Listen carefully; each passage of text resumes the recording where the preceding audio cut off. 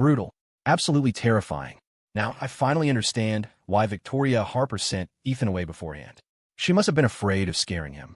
You could tell Victoria Harper knew how to fight. Her strength was formidable, and this was her holding back.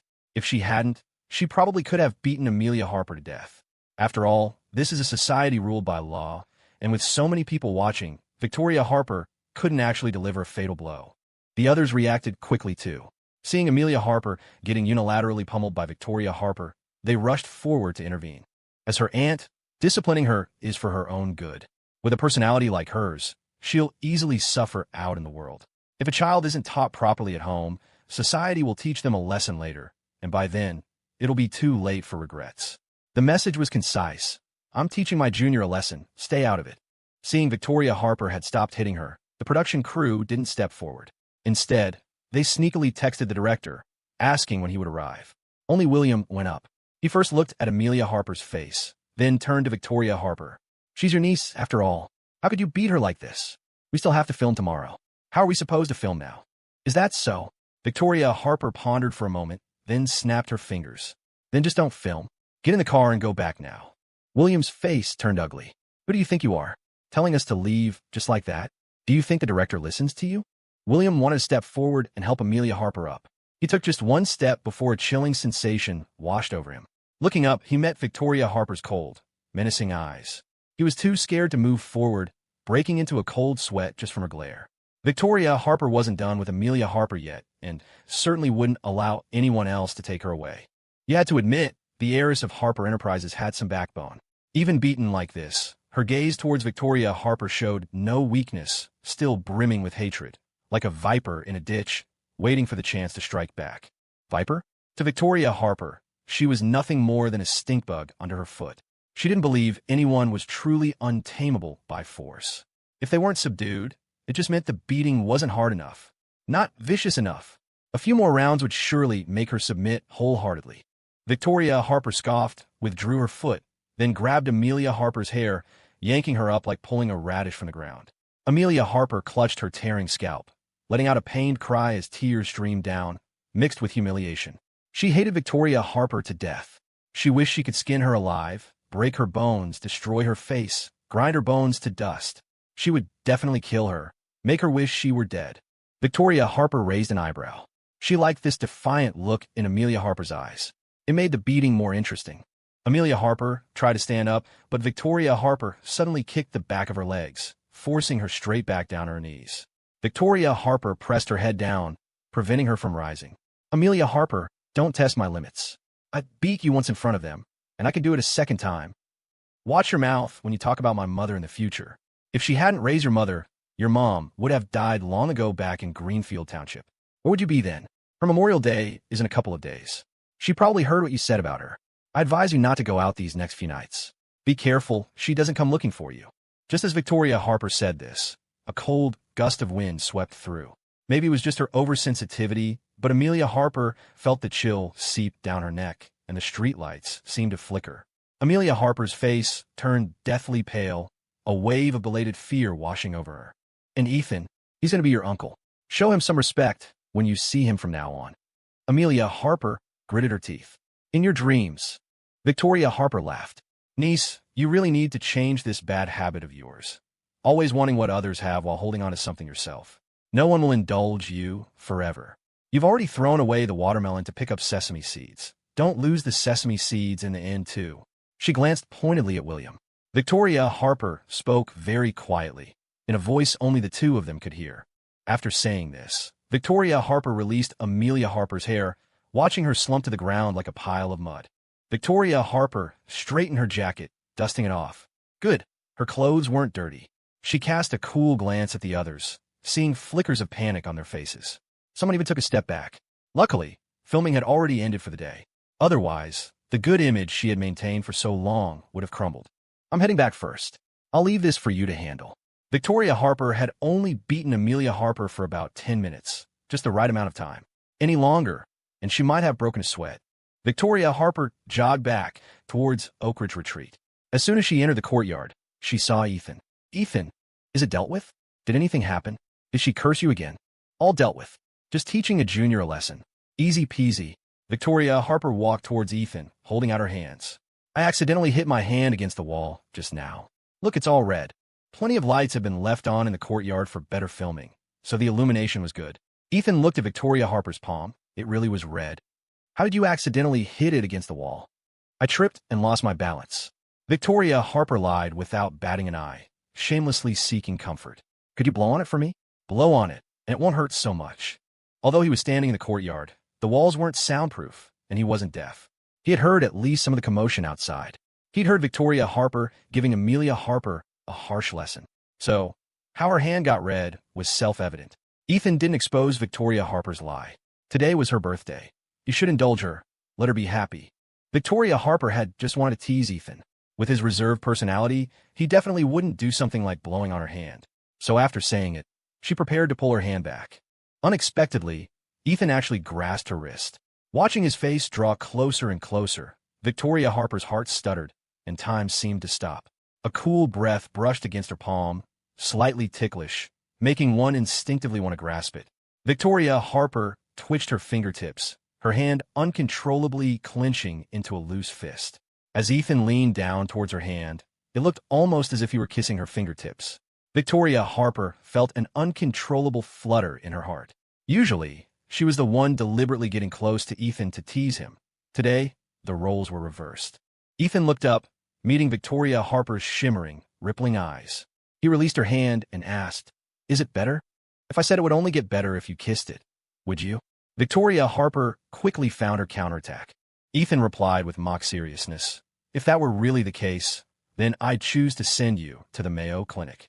Let the doctors examine your hand properly, and while they're at it, examine my mouth too, to see why it possesses healing and pain-relieving properties." Victoria Harper's eyes curved into crescents as she smiled. This birthday was the happiest she'd had since her mother passed away. "Ethan, if Amelia Harper curses me again in the future, will you?" "I'll help you curse her back." Brutal. Absolutely terrifying.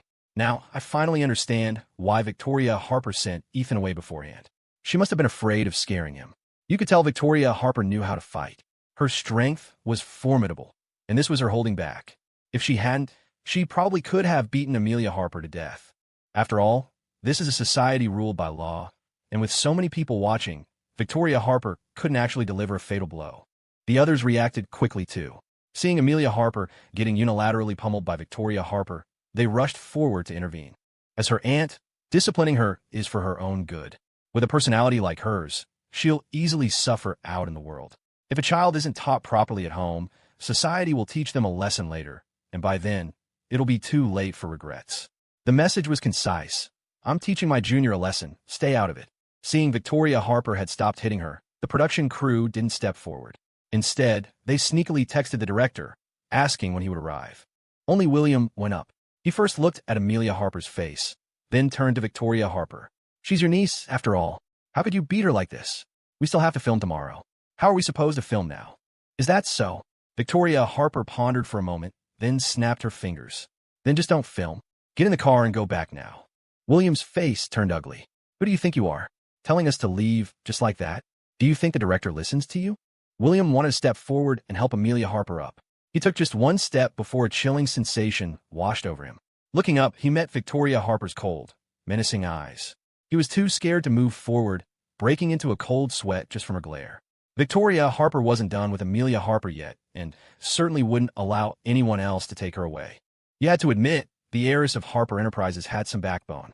Even beaten like this, her gaze towards Victoria Harper showed no weakness, still brimming with hatred, like a viper in a ditch, waiting for the chance to strike back. Viper? To Victoria Harper, she was nothing more than a stink bug under her foot. She didn't believe anyone was truly untamable by force. If they weren't subdued, it just meant the beating wasn't hard enough, not vicious enough. A few more rounds would surely make her submit wholeheartedly. Victoria Harper scoffed, withdrew her foot, then grabbed Amelia Harper's hair, yanking her up like pulling a radish from the ground. Amelia Harper clutched her tearing scalp, letting out a pained cry as tears streamed down, mixed with humiliation. She hated Victoria Harper to death. She wished she could skin her alive, break her bones, destroy her face, grind her bones to dust. She would definitely kill her, make her wish she were dead. Victoria Harper raised an eyebrow.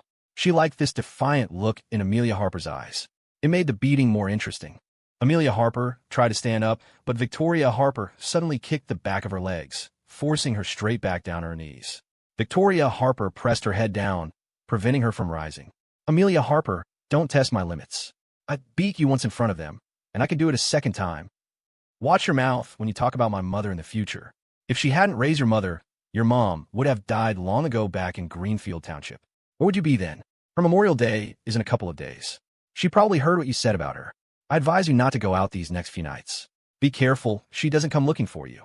Just as Victoria Harper said this, a cold gust of wind swept through.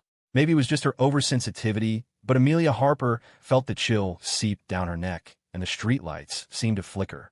Amelia Harper's face turned deathly pale, a wave of belated fear washing over her. And Ethan, he's going to be your uncle. Show him some respect when you see him from now on. Amelia Harper gritted her teeth. In your dreams. Victoria Harper laughed. Niece, you really need to change this bad habit of yours. Always wanting what others have, while holding on to something yourself. No one will indulge you forever. You've already thrown away the watermelon to pick up sesame seeds. Don't lose the sesame seeds in the end, too. She glanced pointedly at William. Victoria Harper spoke very quietly, in a voice only the two of them could hear. After saying this, Victoria Harper released Amelia Harper's hair, watching her slump to the ground like a pile of mud. Victoria Harper straightened her jacket, dusting it off. Good. Her clothes weren't dirty. She cast a cool glance at the others, seeing flickers of panic on their faces. Someone even took a step back. Luckily, filming had already ended for the day. Otherwise, the good image she had maintained for so long would have crumbled. I'm heading back first. I'll leave this for you to handle. Victoria Harper had only beaten Amelia Harper for about 10 minutes, just the right amount of time. Any longer, and she might have broken a sweat. Victoria Harper jogged back towards Oak Ridge Retreat. As soon as she entered the courtyard, she saw Ethan. Ethan, is it dealt with? Did anything happen? Did she curse you again? All dealt with. Just teaching a junior a lesson.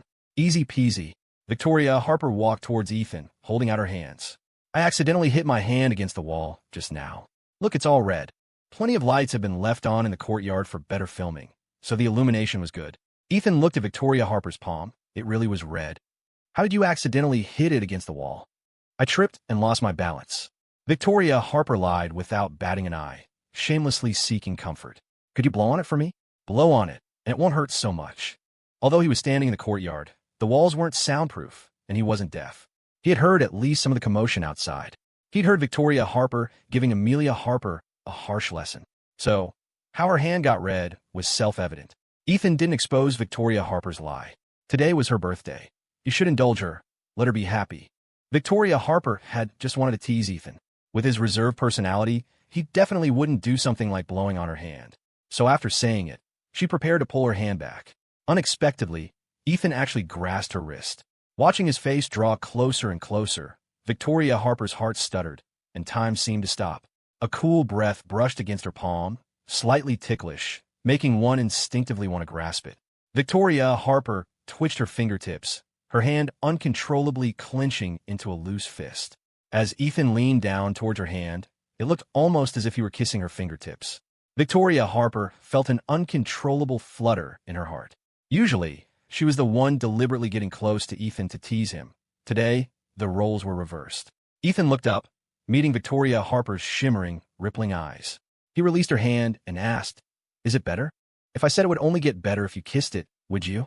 Victoria Harper quickly found her counterattack. Ethan replied with mock seriousness, "If that were really the case, then I'd choose to send you to the Mayo Clinic. Let the doctors examine your hand properly, and while they're at it, examine my mouth too, to see why it possesses healing and pain-relieving properties." Victoria Harper's eyes curved into crescents as she smiled. This birthday was the happiest she'd had since her mother passed away. "Ethan, if Amelia Harper curses me again in the future, will you?" "I'll help you curse her back." It wasn't that Amelia Harper's words didn't sting at all, but what truly bothered Victoria wasn't how vile they were. It was whether Ethan would care after hearing them.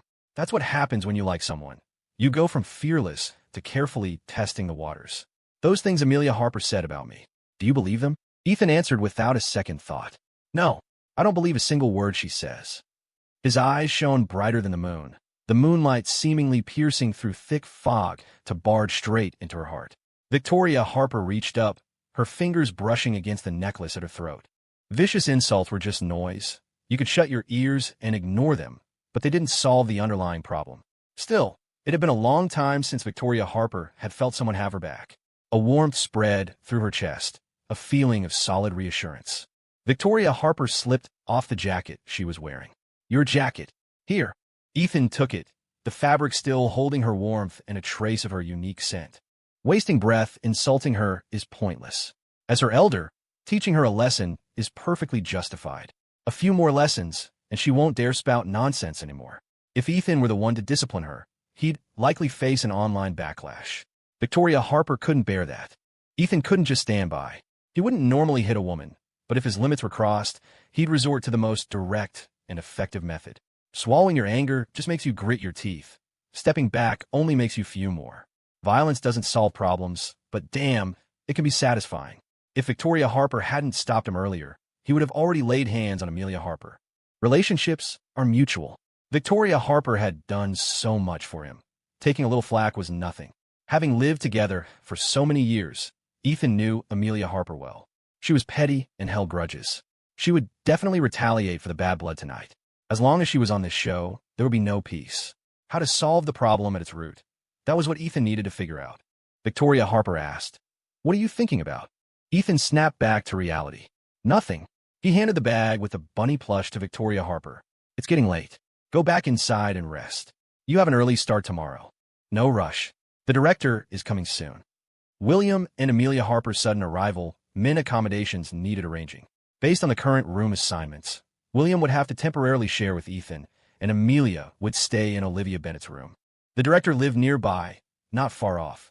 He was already on his way when he suddenly got a call from a staff member saying Victoria Harper and Amelia Harper were fighting. Asking for details, he learned it was Victoria unilaterally teaching Amelia a lesson. The director breathed a sigh of relief. Of course, who could possibly win against Victoria Harper's fighting prowess? Victoria Harper was terrifying when angry. The director hesitated for a moment, then decided to wait a bit longer. Let Victoria get it out of her system first. Once she'd vented her anger on Amelia Harper, she couldn't take it out on him, right? The director timed his arrival just right, getting there shortly after Victoria Harper had left. Only the driver and staff were present. The director scanned the area, but didn't see the main players. He beckoned a staff member over. "Where's Victoria Harper?" "She went inside, probably in the courtyard." "Should I get her?" "No rush, no rush." The director asked again, "And Amelia Harper?" William helped her go wash her face. "They should be back soon." Curious, the director asked, "Was it bad?" "Really bad." Who knew Ms. Harper, who usually seems so gentle and gracious, could be so violent when hitting someone?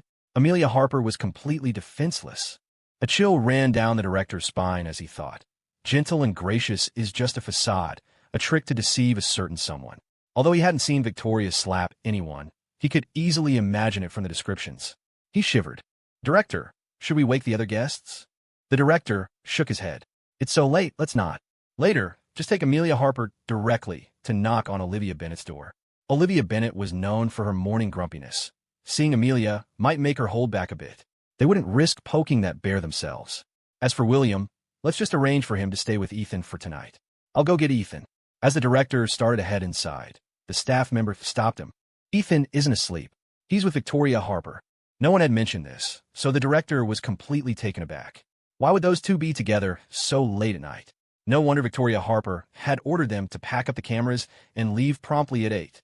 Turns out she was worried about someone interrupting her date. Amelia Harper got really angry when she saw them together and said a lot of nasty things. That's why Ms. Harper lost her temper and hit her. Serve her right, the director thought privately. The engagement's off. What's there to be angry about? Crazy. Despite his internal snark, the director was secretly pleased. It was risky, but the buzz and ratings were guaranteed.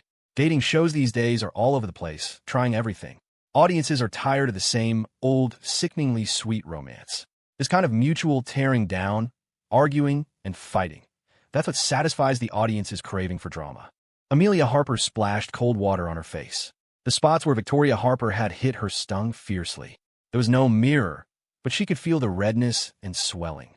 Amelia's face contorted with rage, her jaw clenched so tight she felt she could grind her teeth to dust.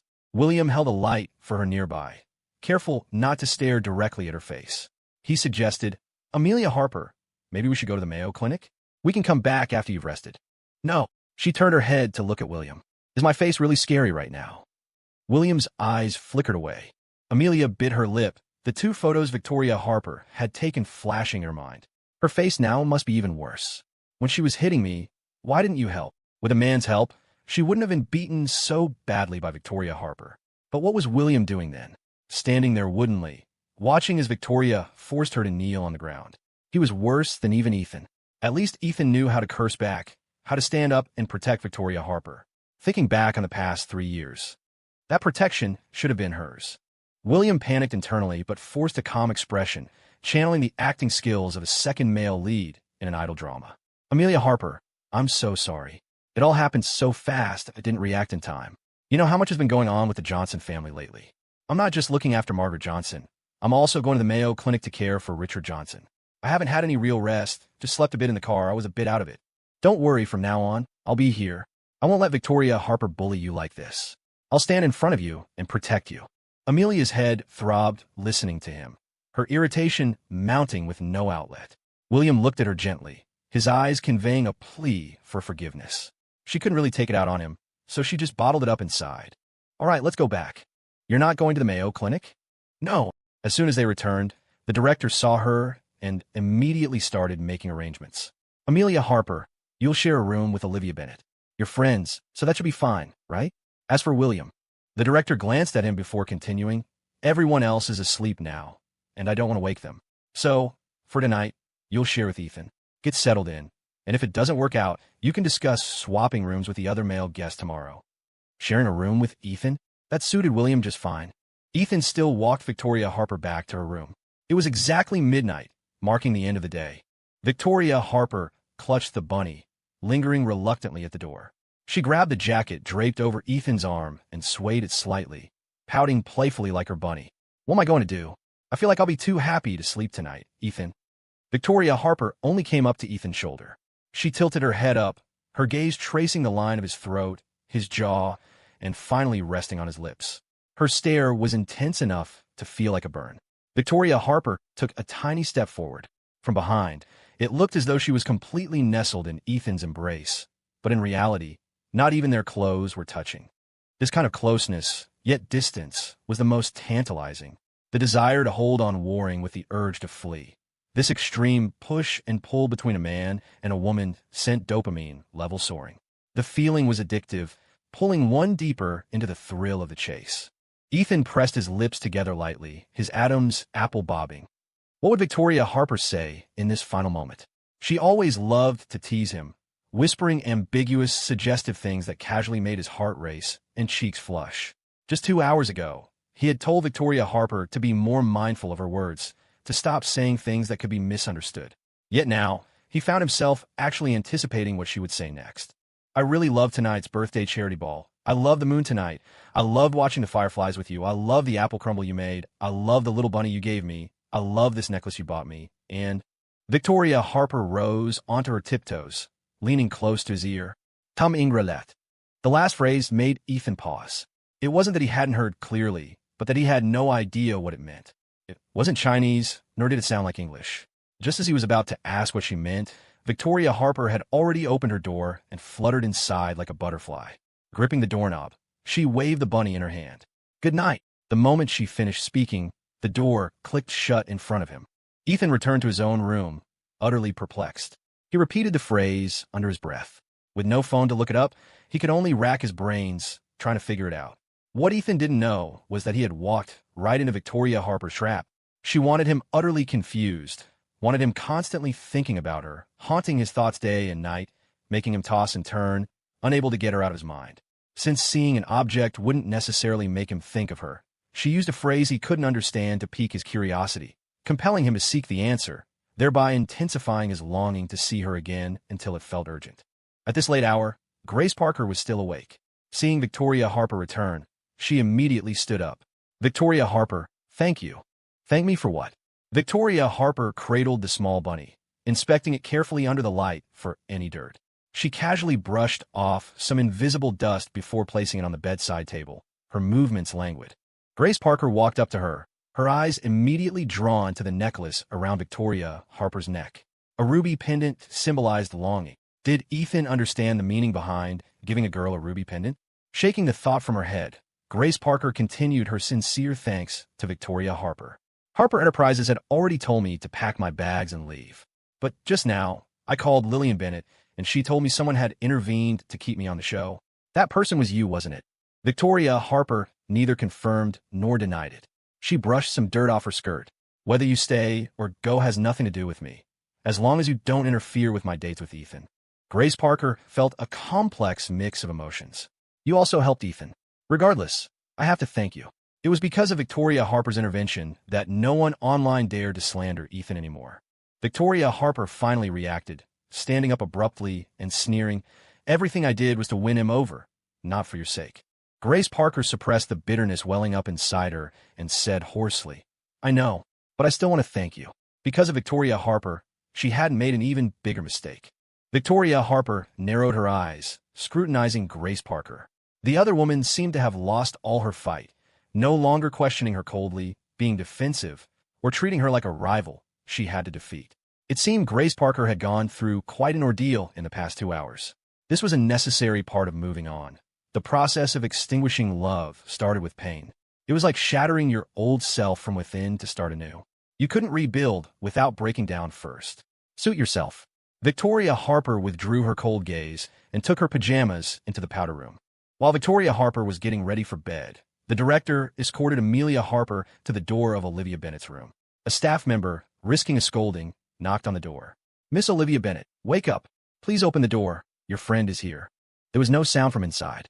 The staff member had no choice but to knock again, louder this time. The door was locked from the inside. If it couldn't be opened from there, they'd need a key. Just as the director was debating whether to use the spare key, the light in the room switched on. A second later, a loud crashing sound came from within, like something heavy had been smashed on the floor. The director quickly retracted his raised foot and stepped back. Olivia Bennett flung the door open furiously. "Are you people crazy? Why are you banging on my door in the middle of the night? I finally managed to fall asleep. Amelia Harper?" Why was Amelia Harper standing at her door? Was she dreaming? Olivia Bennett rubbed her eyes hard, confirming that it really was Amelia Harper in front of her. She struggled to process it, standing there completely dumbfounded. "Good. Amelia, why are you here? Are you the guest star the director mentioned?" "Yeah." Amelia Harper forced a stiff smile onto her swollen face. "Olivia Bennett, long time no see." Olivia Bennett snapped back to reality, pointing at Amelia's face. "Why is your face so swollen? Did you just get injections, and the swelling hasn't gone down yet?" There was a reason Olivia Bennett had attracted so many simps over the years. She had low emotional intelligence and no filter. The director appeared nonchalant, but he was secretly observing Amelia Harper. It had been hard to see clearly outside, but under the room's light, Amelia's face was alarmingly red and looked painful. One could only imagine how hard Victoria Harper must have hit her. Adhering to the principle of mind your own business and live longer, the director, having delivered Amelia, took William to find Ethan. Ethan wasn't asleep. His light was still on. The door opened as soon as they knocked. The director knew full well there was bad blood between Ethan and William. First, the fiancé stealing incident, and now the parental dispute. On top of that, William's agent had encouraged fans to slander Ethan. After all that had happened, the director didn't believe William was entirely innocent. Putting the two of them in the same room now felt a little cruel, yet he couldn't help but anticipate the potential drama. The desire to stir things up was always present. Ratings were king, after all. The director briefly explained the room situation. Oak Ridge Retreat had limited rooms. Only 2 for men and 2 for women, all double occupancy. Only Ethan's room had a vacant bed. "It's very late. Could William stay here with you for tonight? Is that okay?" Ethan smiled, looking perfectly innocent. "Of course, that's fine." Ethan was such a relief, open-minded and understanding. As for arranging the room, there was no other choice. Ethan's place was the only option. Why William had to show up in the dead of night instead of any other time was beyond anyone, but it left no time to arrange another room. He'd have to stay with Ethan. The only question was whether these two sworn enemies would come to blows. Given what William had done, even a bystander would think he deserved a beating. Fortunately, Ethan seemed emotionally stable, gentle-natured, and not the type to pick a fight. The director knew not to push it and wouldn't force them to room together long-term. First thing tomorrow morning, You two can talk to Logan Christopher about switching rooms. Just make do for tonight. Ethan responded generously. Don't worry, director. We'll definitely get along amicably. The director's 40-something face bloomed into a wide grin. Ethan really is a good kid, he thought with relief. I'll make sure he gets a bigger cut after the show ends. Truthfully, there wasn't much to worry about. They were still filming, after all. They'd mind their image in front of the cameras, no matter how deep the grudge ran. The more the director looked at Ethan, the more satisfied he felt. He patted Ethan's shoulder and left. Ethan maintained his warm smile as he turned to William. Let's go. I'll show you in. Ethan's room appeared larger than the others, mostly because he had few possessions and kept it tidy. The resulting empty space naturally made it look bigger. William stepped inside and saw no spare bed, just one large bed placed in the middle. Didn't the director say there was an extra bed? Ethan sat on the edge of the bed and patted it. He did. A double bed. When he first moved in, he had found it strange that a single room would be furnished with such a large bed. It seemed the director had planned this from the start, hoping to create some comedic fodder. There was no comedy, though. Ethan only sensed the director's penchant for mischievous meddling. William's face was wooden. He had bad blood with Ethan. Sharing a room was one thing, but sharing the same bed? Both men were over 180 centimeters tall. Even a large bed wouldn't feel that spacious. One wrong move while turning over, and there could be physical contact. Why is there only one bed? Let's just make do. It's only for one night. We can ask the director to get 2 beds tomorrow, Ethan replied nonchalantly. He seemed unbothered, treating William quite casually, as if he weren't a big deal. This very attitude put William on high alert. In his view, Ethan shouldn't be this calm towards him. After all, he had ruined Ethan's philanthropic gala, and Ethan's broken engagement and expulsion from the Johnson family were indirectly linked to him. Now, William himself had become the Johnson family's second young master, albeit through adoption, and had signed the Johnson family trust documents. Ethan, stuck here filming without a phone, probably had no idea what had happened outside. If he knew William had been taken in by his parents as a godson, could he possibly remain this composed? William felt a flicker of anticipation. He decided to test the waters. Ethan, your parents miss you a lot. Before I came, they repeatedly asked me to tell you to go back. They're worried about you at home. Your godparents are getting older, and their health isn't great. You should be more considerate, care more about their well-being. No parents don't love their child. You shouldn't hold a grudge against them anymore. Ethan found this rather amusing, but kept his expression neutral. Let's not discuss outside matters during the show. It's getting late, and I have to wake up early tomorrow to cook. I'm going to sleep first. He quickly splashed his face with cold water, rinsed his feet, and got into bed. William stood beside the bed. You're sleeping, so what about me? The thought of sleeping in the same bed as Ethan made his skin crawl. This wasn't his first time seeing Ethan. Shortly after returning to the country, he'd heard about Amelia's clingy fiancé. He first saw Ethan at that philanthropic gala. Ethan, as one of the organizers, sat in the front row, looking glorious and successful at the time, making William, stuck in the back row, grit his teeth with jealousy. They had seen each other a few times after that. William had tried to approach him, wanting to flaunt his past with Amelia, but never found the chance. Ethan probably knew he existed, but simply hadn't paid him any mind. The son of a driver, even one who had carved out a path in Hollywood and become a popular young actor. An actor was just an actor, a commodity packaged by capitalists, easily dismissed. But things are different now. William looked at Ethan, who had already closed his eyes, seemingly asleep. The man he once looked down upon had now effectively usurped his place. William started unpacking his luggage, deliberately making loud noises to disturb Ethan. But no matter how much racket he made, Ethan lay motionless in bed, apparently deep in slumber. William muttered contemptuously, "Sleeps like a log." He took his clothes to wash up outside. By the time he finished, it was nearly 2 a.m. After a hot shower, fatigue washed over him. He hadn't rested properly these past 2 days. Richard Johnson was one thing. Losing his manhood had driven him mad, but Margaret Johnson was inherently crazy. Running back and forth to look after the 2 lunatics had frayed William's nerves. Arriving here felt like escaping a cage. His whole body relaxed. Clearly, that money wasn't easy to earn. If only Margaret and Richard Johnson would just die quickly. Why weren't they dead yet? William rummaged through the closet, but only found a thin summer blanket, not enough to make a bed on the floor.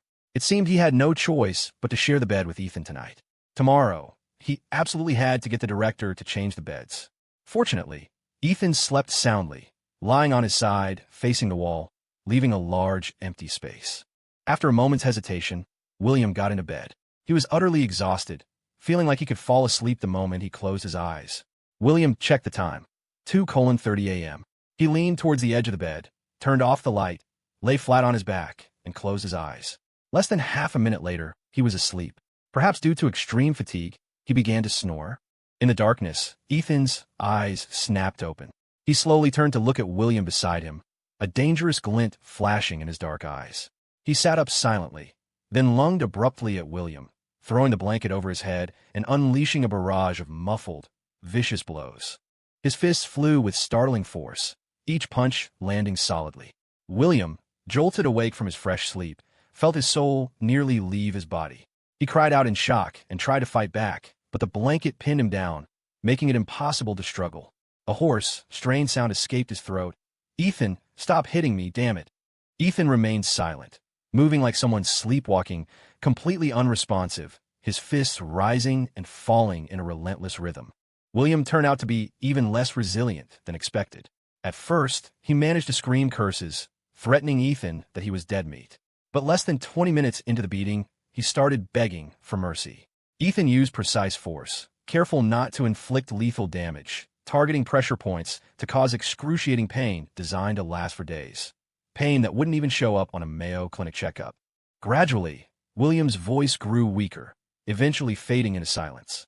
Ethan hit him a few more times to make sure he wasn't faking it, then kicked him off the bed. The bed was free now, much more comfortable sleeping this way.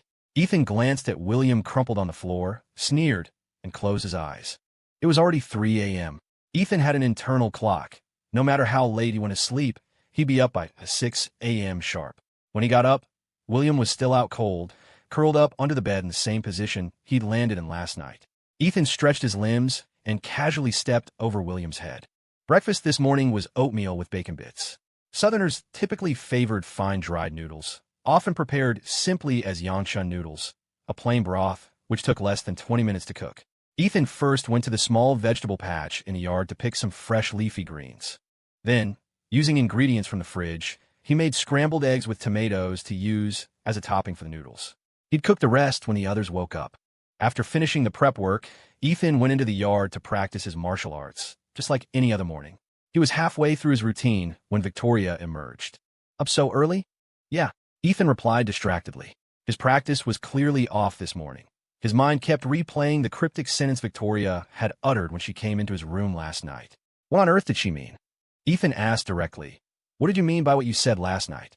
Victoria feigned mystery. "Oh, that? Take a guess." As if he could possibly guess. Victoria was dressed in casual wear today. The ruby pendant Ethan had given her resting against her collarbone. She watched him for a while, then tentatively started mimicking his movements, trying to follow along. When she got stuck, she called out, "Teacher Ethan, Teacher Ethan, I can't quite get this move. Can you teach me?" Viewers in the Twitch chat immediately spammed comments about how good they looked together.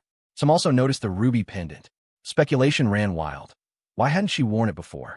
Could one of the male guests have given it to her? Some guessed Logan, remembering his date with Victoria yesterday. Others suspected Ethan, recalling someone seeing him sneak into the mall.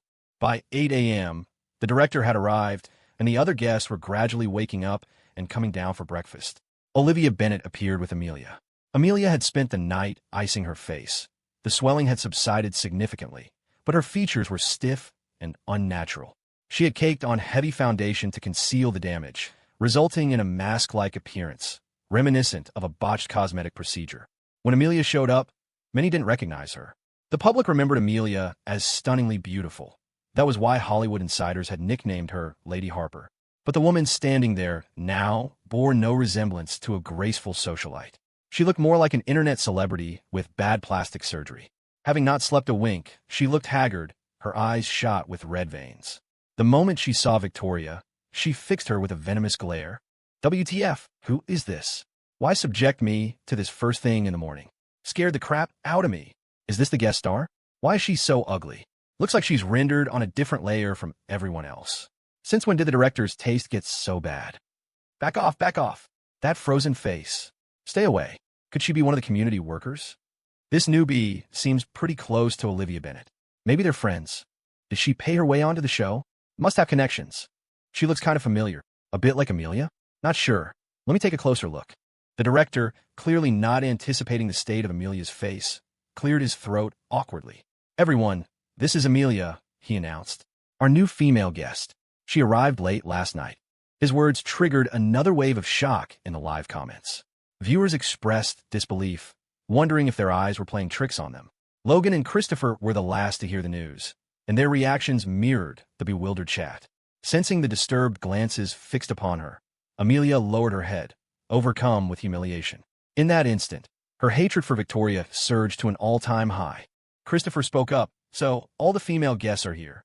What about the male guest?" Right? There was still a male guest unaccounted for. The live comments were already buzzing with theories. If Amelia's here, William must be too, right? They just got engaged. How can they be so shameless, showing up right in front of Ethan? If I were Ethan, I'd quit the show right now. Could Amelia's face, could she have been hit? Increasingly, viewers in the chat were piecing together the likely truth. The director turned to Ethan. "Ethan, where's William?" "Probably still sleeping," Ethan replied nonchalantly. Victoria looked surprised. "But isn't there only one bed in your room? How could William be staying with you?" "There's only one bed," Ethan confirmed, "but my room is spacious. He slept on the floor last night." Wouldn't the director know if there were spare blankets or bedding in the room? What could William have possibly used to make a bed on the floor? Had something happened? Ethan continued smoothly. "I went to bed around 1 a.m. William was still awake then. When I got up this morning, I found him lying on the floor. Maybe he just didn't like the idea of sharing a bed with me." Victoria, standing closest to him, caught the flicker of cunning mischief in his eyes. Clearly, something very interesting had transpired last night. The director dispatched a community worker to wake William. A short while later, the worker emerged, practically carrying a stumbling William. William's face was deathly pale. He clutched his lower back, limping heavily. His face was in better condition than Amelia's, marked only by a noticeable lump on his forehead. Already looking unwell, his complexion turned even ghastlier when he saw Ethan. Last night, Ethan's attack had felt utterly ruthless. William had almost suffocated multiple times, desperately wanting to cry for help, but his mouth had been smothered by the heavy, cold bedding. When he finally regained consciousness, daylight streamed in.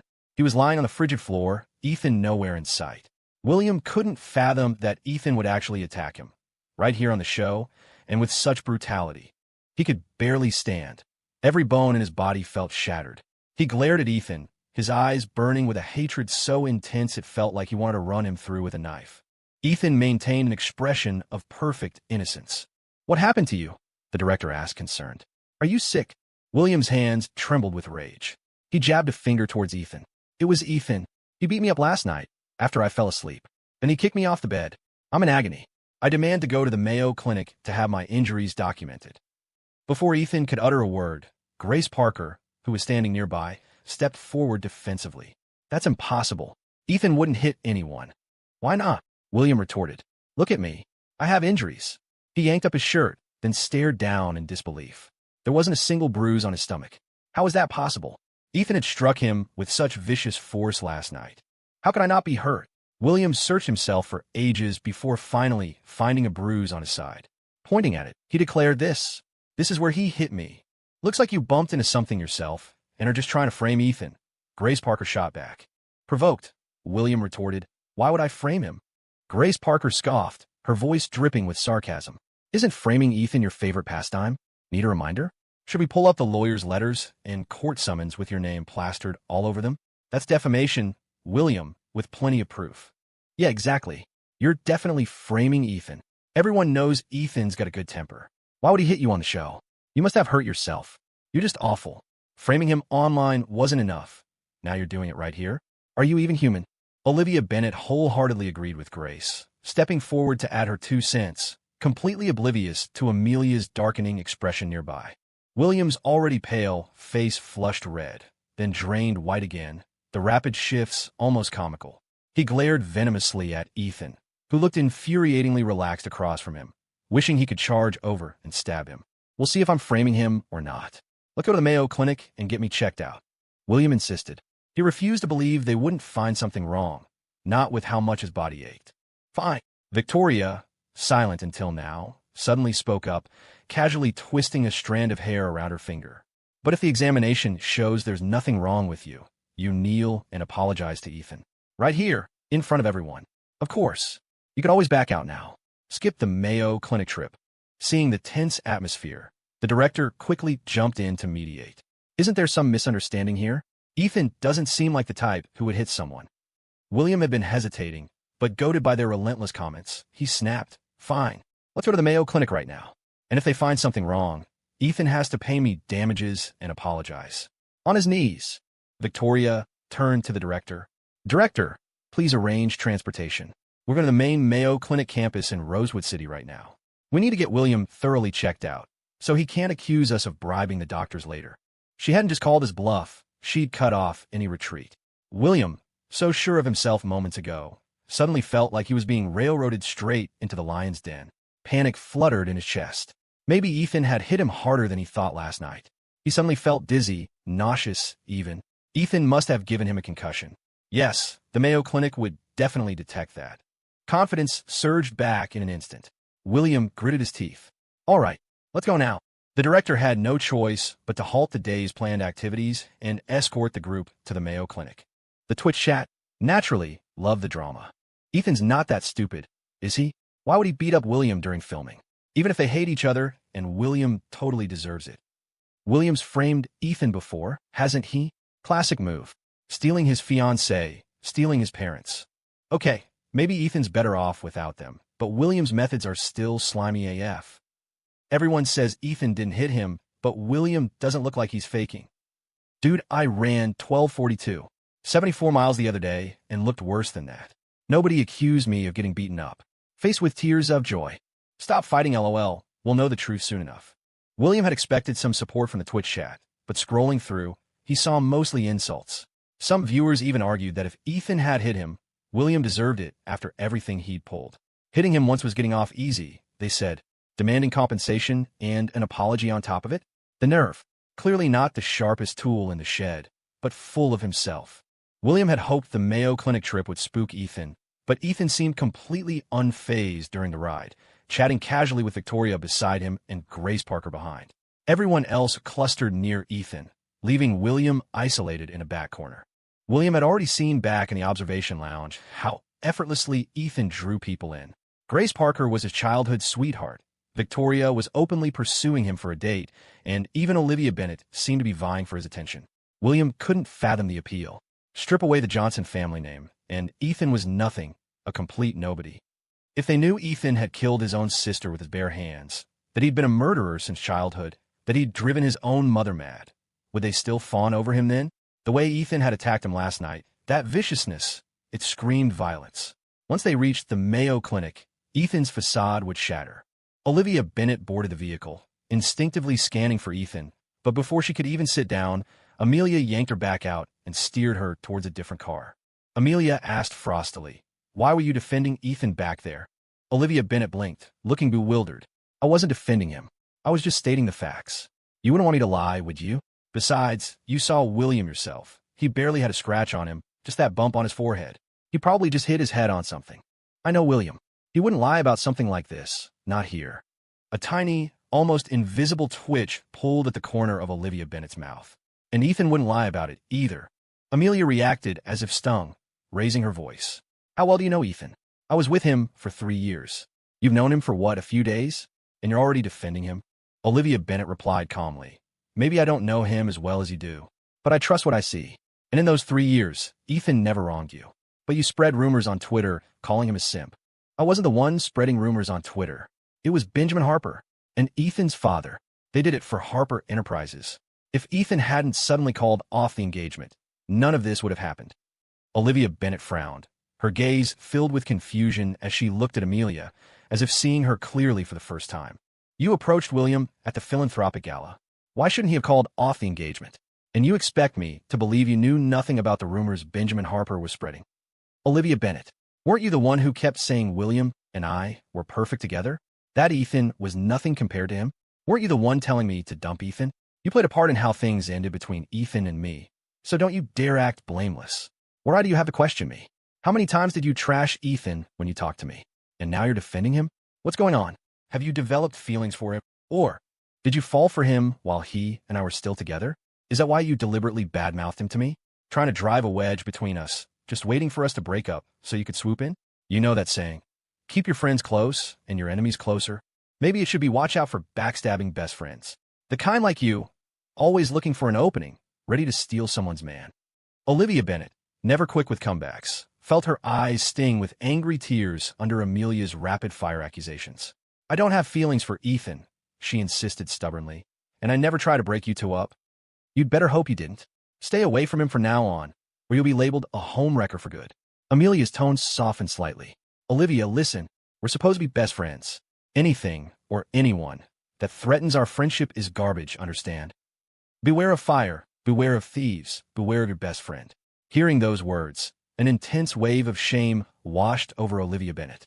She lowered her head, digging her nails fiercely into her palm. For the first time, Olivia Bennet truly hated herself. Why did she have to say those awful things to Ethan back then? Judging him so superficially, dismissing him as worthless, even saying he wasn't good enough for Amelia Harper, when clearly Amelia Harper wasn't good enough for him. Ethan had said he didn't care, but deep down, he must have resented her, right? That's probably why he acted so indifferent when he saw her on a date with Christopher Foster. After arriving at the Mayo Clinic, everyone gathered. The shift between Olivia Bennet and Amelia Harper was palpable. The others didn't know Olivia had nearly gotten into a fight with Amelia over Ethan. After getting out of the car, Amelia affectionately linked arms with Olivia. Although Olivia didn't push her away, her coolness was evident. The situation was clear at a glance. Most people sided with Ethan. Victoria Harper and Grace Parker were obvious allies. Amelia Harper, being new to the group, needed to secure her position by pulling Olivia Bennet on her side. Amelia had already sensed Olivia's interest in Ethan back in the observation lounge, and here, her subtle feelings were even more apparent. She hadn't expected Olivia Bennet to fall for Ethan. The thought that her best friend and her aunt had both set their sights on her ex-fiancé made Amelia Harper grit her teeth, a surge of bitter resentment rising within her. Ever since breaking off the engagement, regret had gnawed at her. Seeing Ethan again now, that regret hit its peak. She couldn't bear to imagine Ethan dating or marrying either of them. The thought of someone that should have been hers, ending up with someone else felt like claws tearing at her insides. Her heart ached as if pierced by countless needles, a dense, sharp pain. She wouldn't give any of them a chance, especially Victoria Harper. If she couldn't have him back, she'd rather destroy everything. William Hayes was helped into the Mayo Clinic by staff members. After getting his number, he directed a threat at Ethan. Just wait. Soon, I'll let everyone see your true colors. Ethan stood in the hallway, made a polite after-you gesture, and replied amiably, all right, I'll be waiting. The test results came back quickly. The Twitch chat audience waited with bated breath for the doctor to make the announcement. The current test results are in, the doctor stated. William Hayes, apart from low blood sugar, there's nothing else wrong with you. Impossible. William Hayes protested. I'm in so much pain. How can there be no injuries? There are some minor injuries.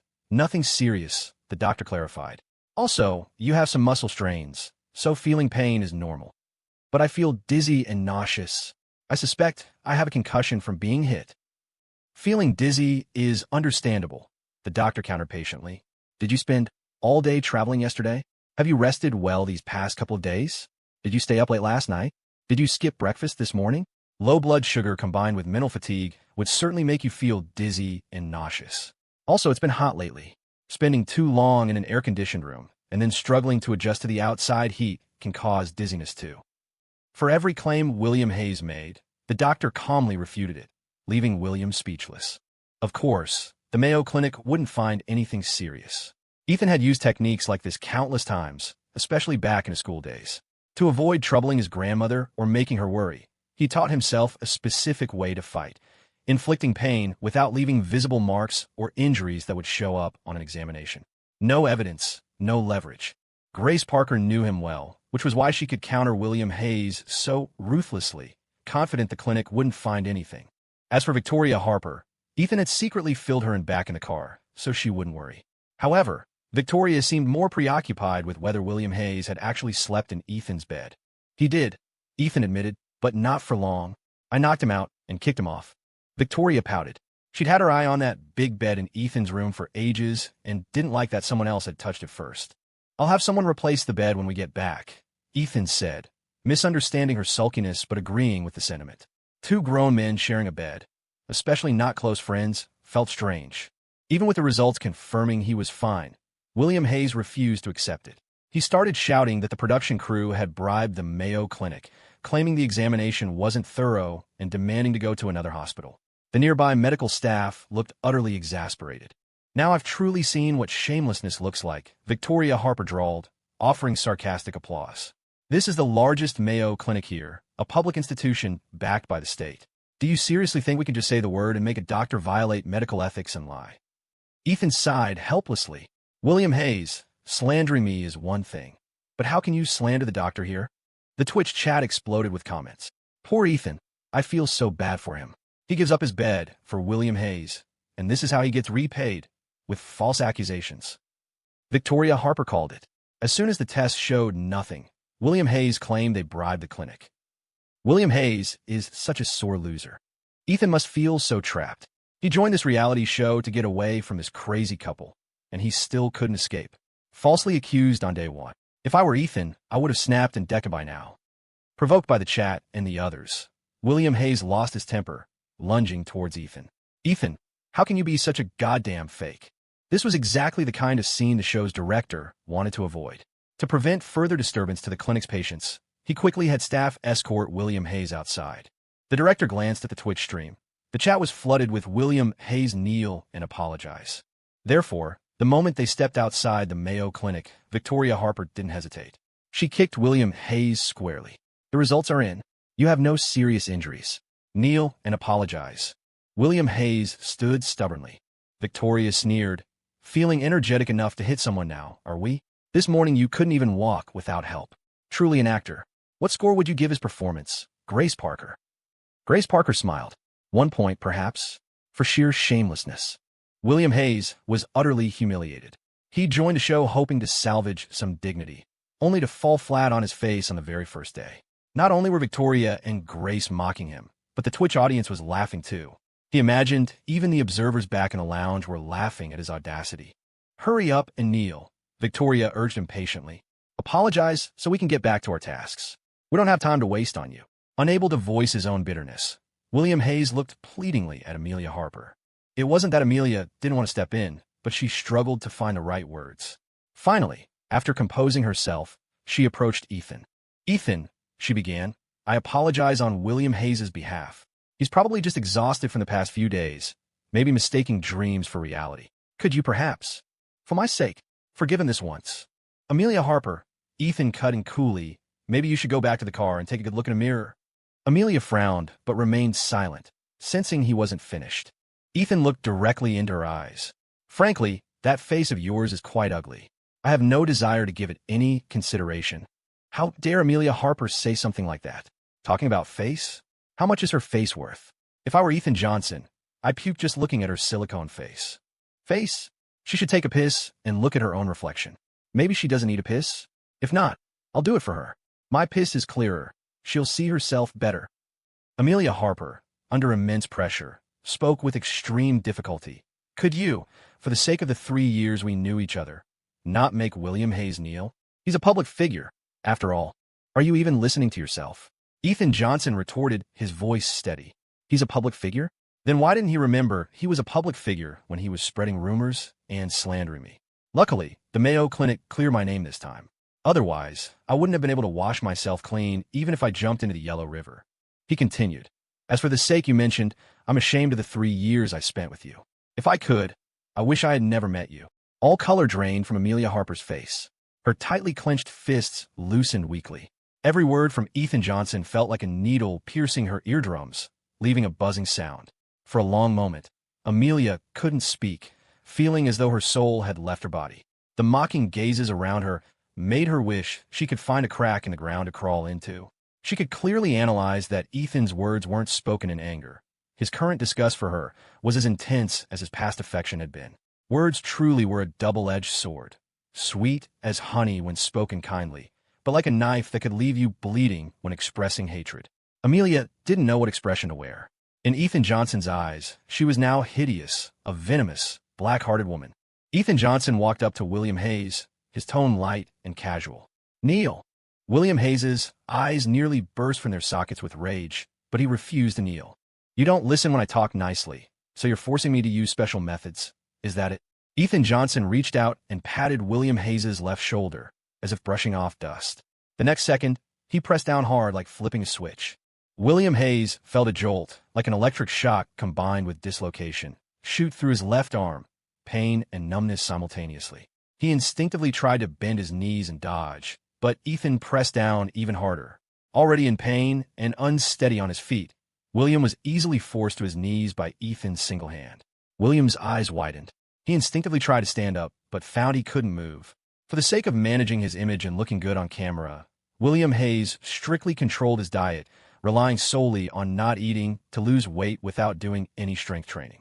As a result, his physical condition was poor, and his strength was no match for Ethan Johnson's. Ethan held him down with one hand, as easily as pinning down a boiled chicken. William strained until his face turned beet red, but he couldn't budge Ethan's hand. I agreed when you wanted to come to the Mayo Clinic for a checkup. Now that the results are out, you want to deny them? Do you think I'm easy to mess with? No one had expected Ethan Johnson to physically force William Hayes to kneel on the ground. Ethan Johnson wore a smile, still looking amiable, but a closer look revealed a terrifying depth in his eyes. Everyone present, along with the viewers in the Twitch chat, was stunned by the scene, feeling as if they were seeing Ethan Johnson for the first time. Ethan had always given the impression of being good-tempered, never losing his cool, as if nothing could affect him. To put it nicely, he had a good personality. To put it bluntly, he seemed like a pushover. He hadn't gotten angry when his fiancée ran off. He'd seemed indifferent when framed by Harper Enterprises, and he hadn't shown any reaction even when his own parents abandoned him to adopt William Hayes as their godson. William Hayes had thought Ethan Johnson was a soft target he could manipulate easily. Only today did he realize Ethan was a hard stone disguised as foam. Unable to stand up, William Hayes finally gave up resisting. He glared venomously at Ethan Johnson, secretly vowing that he would make Ethan pay back today's humiliation tenfold, 100-fold, in the future. Ethan Johnson patted his head lightly, like petting a dog. Since you've kneeled, I'll forgive you. I hope you learn your lesson and stop twisting the truth to frame me. The director, having seen his share of dramatic situations, quickly stepped in now that Ethan had spoken. Let's just move past this, everyone. Don't dwell on it. Ethan Johnson lowered his hand and turned to the director. Director, how should the rooms be arranged next? I'd actually be quite happy to share a room with William Hayes. William Hayes, who had just been helped up and hadn't even steadied himself, staggered upon hearing Ethan's words and exclaimed vehemently, I don't want to share a room with him. He was afraid he wouldn't even know how he died. After this incident, the director wouldn't dare put the two in the same room. Since all four of you are here, why don't you discuss it? The director then looked at Victoria Harper. What about you two? Do you want to switch rooms? Victoria Harper linked arms affectionately with Grace Parker. Grace and I are fine where we are. We won't switch. Olivia Bennett bit her lip. Director, could you change the bed in my room to 2 single beds? I'm not quite used to sharing one. Okay. With the women settled, the men didn't waste time. Logan Prescott said he didn't care who he roomed with. Christopher Foster spoke up. In that case, I'll room with Ethan Johnson. Logan Prescott can room with William Hayes. I'll move my luggage when we get back. William Hayes had no say in the matter. As long as he wasn't with Ethan Johnson, anyone else was fine. Ethan Johnson just smiled without saying anything. With the rooms successfully arranged, the director breathed a sigh of relief. All right, let's head back. It's about time to make some oatmeal with bacon bits. On the way back, William Hayes and Amelia Harper shared a car. There was no Twitch livestream in the vehicle. The driver was one of their own people, so whatever they discussed wouldn't get out. As soon as he got in the car, William Hayes couldn't hide his emotions. He clenched his fist and slammed it hard against the car door. Ethan Johnson did it on purpose. Amelia Harper, you have to believe me. He knocked me out last night and kicked me off the bed. I don't know why the Mayo Clinic didn't find anything. After getting into the car, Amelia Harper instinctively glanced at the rearview mirror. Seeing her swollen face, her eyes reddened, and she dug her fingernails hard into the flesh of her thigh. Amelia averted her gaze. I believe you, but without proof, you just have to swallow this loss. William Hayes was incredibly frustrated. Ethan Johnson isn't someone who looks for trouble, Amelia said. There must be a reason why he hit you. Did you say something to provoke him? William Hayes stared at Amelia Harper in disbelief for a moment. Amelia, do you really think I'm the type to stir up trouble? He just attacked me out of nowhere. William's voice was grating and harsh, giving her a headache. Amelia frowned and let out an impatient TSK. Agitated, William Hayes didn't notice Amelia's irritation. He fumed. Don't forget, You're my fiancé now. You should be thinking about what's best for me. William Hayes continued talking, but Amelia Harper remained completely unmoved. Amelia tried to find some sign, any mark, that Ethan still cared about her and William. For instance, did Ethan suddenly hit William for her? Was he still hung up on her running out on their wedding? Was he jealous that she was now engaged to William? Would seeing her with William make him feel resentful? Just like her. The more Amelia acted like she didn't care, the angrier William became. His head throbbed harder, a pain like insects burrowing into his brain, maggots writhing in his blood, gnawing at his gray matter, crawling through his veins to every part of his body, finally pooling in his chest until it felt ready to explode. His mind raced. Was Amelia falling for Ethan? Did she regret leaving him? Did she regret being with him? Amelia's current behavior forced him to question her loyalty. Men were inherently proud. He used to look down on Ethan, and now it seemed it was his turn. All right, I just wanted to remind you to tone it down, William finally said, though his voice was tight. We didn't come here to compete with him. Don't forget you still have a case hanging over you. Do you want to be labeled a tainted artist with a slander charge for the rest of your life? From now on, I want to get along with Ethan. Besides getting Ethan to drop the lawsuit, the most important thing was using him to get an introduction to the big boss of Yang Group. But in William's eyes, this was just an excuse for her to get back together with Ethan. Blinded by fury, William lashed out. Get along? I think you just want to reconcile with him. Coming here to film this show was just a pretext to see him. He reminded her again and again. You're my girlfriend now, my fiancée. We confirmed our relationship in front of so many people. Even the wedding date is set. It's too late for you to back out now. Don't forget, you've been engaged twice. Harper Enterprises can't afford this humiliation. Amelia finally dropped her indifferent facade. Perhaps her true feelings had been exposed. Her face flushed as she retorted loudly. What nonsense are you talking about? William sneered. What I'm saying is, even if you go back to Ethan, admit you were wrong, and beg for reconciliation, it's impossible between you two. Anyone can see the person he likes now is Victoria Harper. Victoria Harper is your aunt. What makes you think you can compete with them? End up pinned to the ground by her like last night. Amelia felt a sting on her cheek, as if she'd been slapped. Her face turned cold. William, you've crossed the line. Those few simple words instantly snapped William back to reality, plunging him from boiling rage to ice cold. In this relationship, Amelia had always held the reins. She could run out on a wedding for him, and she could just as easily drop him without a second thought. His current status was her gift. If she hadn't spent money promoting him, would William have become a top young star? If she hadn't casually mentioned to Benjamin Harper that the Johnson family should give him an identity, would he have become Richard Johnson's godson? Would he have ever entered her social circle? Everything he had, she gave him. What right did he have to criticize her? Even if she really did something wrong, William wasn't qualified to say a word. William read this understanding in Amelia's eyes and quickly apologized. I'm sorry, Amelia. I just care about you too much. I lost my head for a moment. My brain isn't working right. That's why I said those things to you. Please don't take it to heart. I'll never doubt you again. If you're angry, just hit me. Hit me until you feel better. William grabbed Amelia's wrist, trying to make her slap his face, groveling and murmuring apologies and sweet nothings. Amelia clenched her fist and forcefully pulled her hand back. Fine. Don't let it happen again. Enough had been said. William wisely sat aside in silence. Amelia closed her eyes, her expression seemingly calm, but inwardly she was starting to crumble. She hadn't completely ignored William's words. Ethan liked Victoria Harper? How was that possible?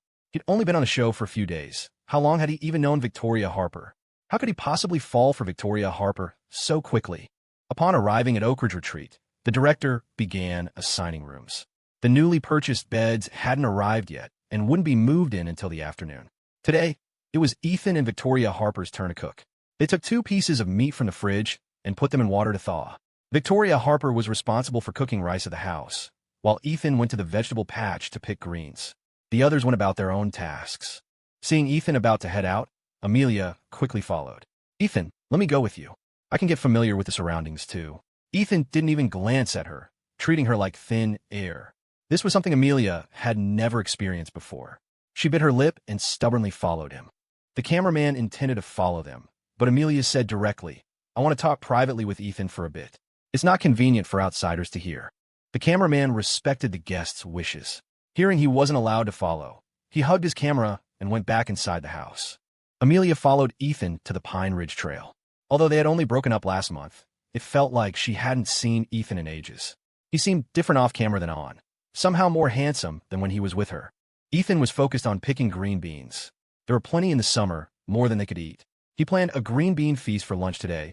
Beef stew with green beans with eggplant, pickled green beans, and the surplus could be dried. Ethan concentrated on planning the menu, wishing Amelia wasn't trailing beside him. Seeing Ethan completely ignore her, Amelia finally couldn't stand it anymore. Why did you hit William last night? I didn't hit him. Don't go making false accusations. The doctor checked. He didn't have any injuries, and William even apologized to me. Ethan, you can't fool me. Don't worry. I don't have a recorder or my phone on me. I just want to know the truth. Amelia reached out to grab Ethan's sleeve as she spoke. Ethan dodged away, listening with disinterest as Amelia continued. Ethan, tell me the truth. Why did you hit William? Did he do something to upset you? Why did you have to hit him so hard? He did upset me, but the person who upsets me more is you. Me? A flicker of joy ignited in Amelia's heart. Could it be that Ethan really did still care about her? Ethan didn't know what Amelia was thinking, only that the look in her eyes was rather disgusting. He said, from now on, if you dare insult Victoria Harper even once, I'll hit William. Amelia froze, her hand gripping a beanstalk so tightly it snapped. You hit William. For Victoria Harper. Ethan finally deigned to look her straight in the eye. Isn't William the person you like? Hitting him hurts your heart. I remember every insult you threw at Victoria Harper. The more you insult her, the harder I'll hit him. If you don't want him crippled, you'd better watch your mouth and control your temper. Amelia should consider herself lucky. He didn't hit women. Amelia's face turned deathly pale. She never imagined Ethan hit William for Victoria Harper. But why Victoria Harper? Ethan watched Amelia, her eyes rimmed red as if stained with blood. Her rigid face was completely drained of color, whiter than the foundation she wore. Ethan saw something akin to agony in her expression. Ethan, you've only known Victoria for a few days. Do you even know what kind of person she is? How dare you treat her like this? Amelia shrieked, losing control. Victoria is useless in the Harper family. Completely worthless. Just an empty-headed pretty face. You won't gain anything by being with someone like her. She'll only drag you down. I've seen her going in and out of the Rosewood Grand Hotel with different men countless times. She's hardly innocent anymore. Maybe she even has diseases she could give you. Victoria only approached you with bad intentions. She's doing it to spite me. It's been like this since we were kids. Just because she's from an older generation in the family. She snatches away anything I want. When we were little, she stole my cake, grabbed the remote when I was watching TV, took dresses and jewelry I liked. As we grew up, she became even more shameless, snatching jewelry and bags. And now she's even stealing you. She couldn't understand why Ethan remained so unmoved. The quieter he was, the more it made her look like a mad woman. Ethan realized he had unconsciously picked a large handful of green beans. He placed them in the bucket, then looked at Amelia unhurriedly. Amelia, do you know what you look like right now? Like a shrew, with resentment and jealousy written all over your face. Admit it, you're jealous that Victoria is better than you. She's prettier, has a better figure, is smarter, and is more likable than you are. And you're jealous that I could like her. Ethan stripped away her facade, layer by layer, like peeling an onion. Amelia had lost her composure. Truthfully, Ethan didn't know Victoria that deeply yet, but he knew she definitely wasn't the useless decoration Amelia described. If she were really just a pretty face, how could she command 2 major departments of the Iron Group? As for playing around with men, was there any proof? Any hard evidence? People who spread rumors about a man and woman being improper just because they're seen together only revealed their own dirty minds and propensity for stirring up trouble. At least in his past life, Ethan had known Victoria for many years and had never seen her date anyone or even flirt with men, which had once led him to believe she had no interest in men and had thus chosen not to marry. Well, I want to be good to someone.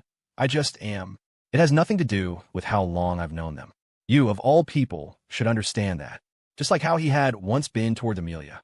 He had thought sincerity could be exchanged for sincerity, only to finally understand that the one who gives their heart without reservation is the one who loses the most tragically.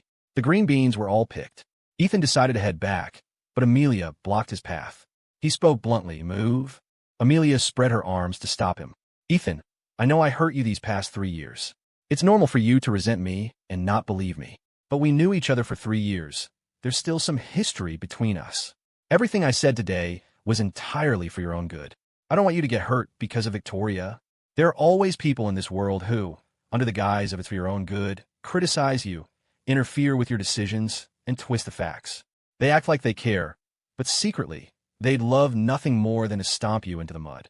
Many people are familiar with this type, commonly known as the self-righteous hypocrite.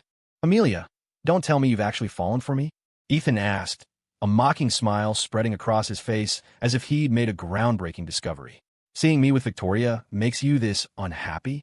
Slandering her in front of me again and again? Did you forget the warning I just gave you? How could I possibly like you? Her heart skipped a beat. Amelia's eyes widened. For her, admitting she cared about Ethan was incredibly humiliating. It was like throwing leftovers you were sick of into the trash, thinking you'd never touch them again, only to obsess over them when you were starving and lose control, digging frantically through the garbage. That's for the best. I hope you remember that. Stay away from me. I don't have a penchant for rekindling old flames, and I certainly don't want to get involved in some drama where I get cuckolded. Amelia understood the first part, but the last bit confused her, though she guessed it wasn't anything complimentary. But Ethan wasn't finished provoking her. Based on all those rumors you've spread about Victoria, I can give you a complete answer. If Victoria really is playing me, then I'd willingly let her play me. If she likes lots of men, then I'll get in line. If she's just a pretty face, then she's the most valuable blue and white porcelain vase. Knowing what bothered Amelia most, he twisted the knife, maximizing the damage. Satisfied with that answer? Amelia's face darkened, her eyes filled with a cold chill. But mostly, her defenses had crumbled completely. Ethan gave her a gentle push with the bucket, moving her aside. Ethan!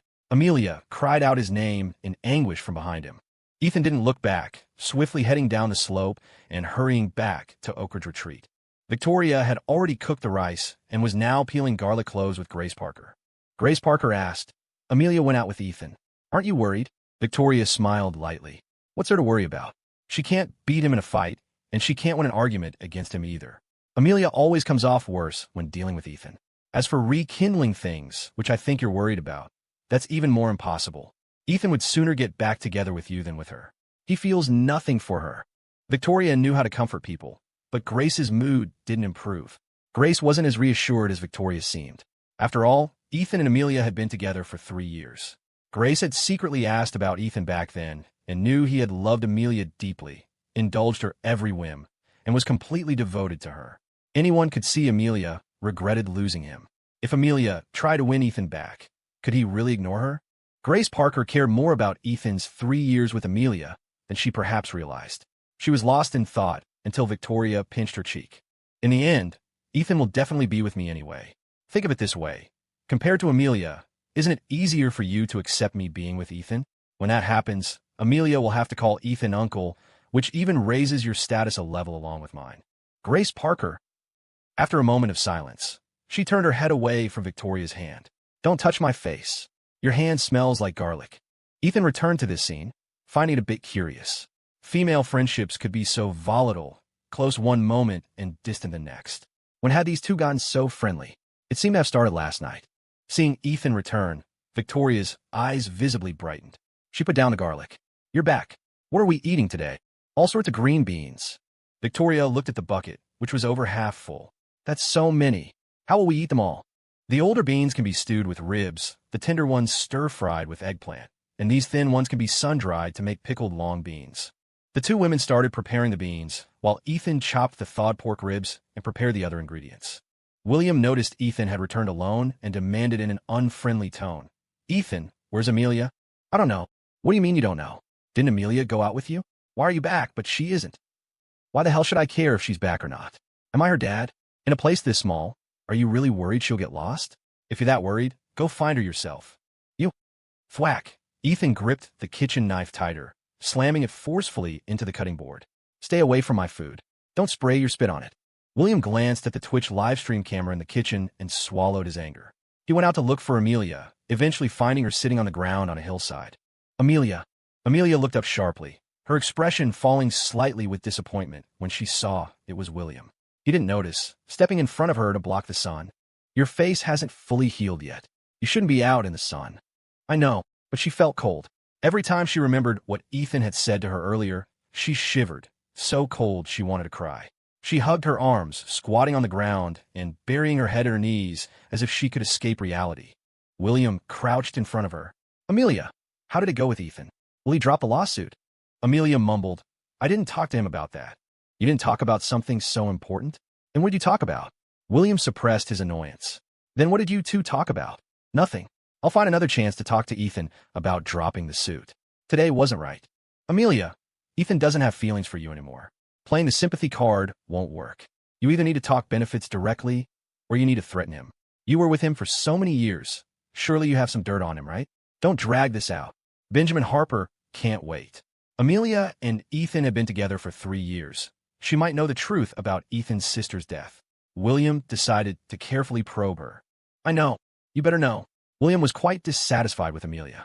After all, what man could tolerate his woman still having feelings for another man, especially her ex? Let's go back. I'll help you up. William bent down and helped Amelia to her feet. Ethan cooked quickly, using 2 woks simultaneously.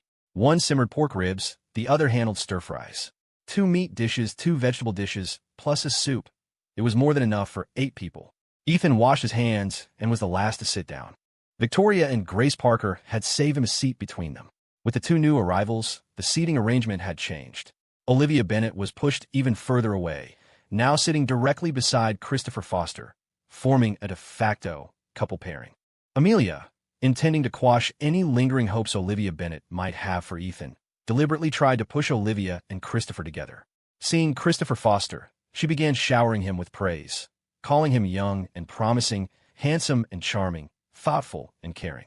Even back when I was in the observation lounge, I thought you and Olivia Bennet made a great pair. You even have a ship name, the Chinin CP. Olivia Bennet is a friend of mine from years back. We were in the same class in junior high. She's a really good person, though sometimes she's a bit stubborn and can say harsh things, but she's actually very easy to soothe, just like a little kid. Someone like her is best suited for a man a couple of years younger, someone who can take better care of her. Christopher Foster was 28, 5 years older than the 23-year-old Olivia Bennet. If this were before, Olivia Bennet would have been bubbling with joy hearing such praise. But now, Amelia's words just irritated her, even made her feel nauseated, so much so that she lost her appetite. Christopher Foster, however, loved hearing it, grinning from ear to ear. Is that so? I'd be happy to take care of Olivia Bennet. Olivia Bennet retorted coolly. I'm not a child. I don't need you to take care of me. Amelia said to Christopher Foster. See? She's pouting again. She gets like this when she's shy. Speaking of which, you and Olivia Bennet have already been on 2 dates. You really have chemistry. She joined this show specifically to find a suitable boyfriend to marry. Olivia Bennet didn't want to lose her temper at the dinner table, gripping her chopsticks tightly. Victoria Harper glanced at her. That's ridiculous. Who here isn't looking for a boyfriend to marry? Niece, I'm here for your uncle too. You must have seen that clearly in the observation lounge. Speaking of ship names, what's the name for Ethan and me? Victoria Harper didn't hold back, going straight for the jugular. What had been a topic focused on Olivia Bennet suddenly involved multiple people. Amelia said stiffly, I don't know you two well enough. Besides, viewers nowadays don't really like May-December romances, so there's nothing much to say. Is that right? Victoria Harper turned her head, leaning right into the Twitch livestream camera with a mock distressed expression. Does nobody really like older woman/younger man relationships? Is no one supporting Ethan and me? Amelia suddenly realized her mistake. It was her first day filming this kind of Twitch livestream show, and because she wasn't used to it, she kept forgetting they were live. Amelia's face changed. The Twitch chat exploded with live comments. Queen, I love May-December romances.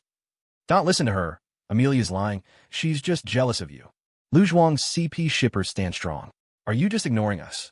She's talking nonsense, spouting rubbish, stirring up trouble, acting bigger than she is. Yin Yin, you have the most fans. We all love you. This sudden close-up. She's so beautiful, my heart's pounding. I can't take it. Yin Yin's face is gorgeous. I'm practically licking the screen. Victoria Harper had effortlessly diverted the attention away from Olivia Bennet. Across the table, Olivia Bennet stared blankly at Victoria Harper, suddenly thinking that maybe Victoria wasn't so bad after all. Ethan brought the last dish, beef stew with green beans, to the table. All the food's here. Let's eat, let's eat. Ethan looked at William with a friendly expression. The first bite has to go to the 2 newcomers. Saying this, Ethan quickly used his chopsticks to pick up some green beans and place them in William's bowl, urging him warmly, go on, eat. This dish was made especially to welcome you both. Whenever Ethan acted friendly towards him, William felt a chill run down his spine, a sense of fear. After all, Ethan had acted just like this last night too.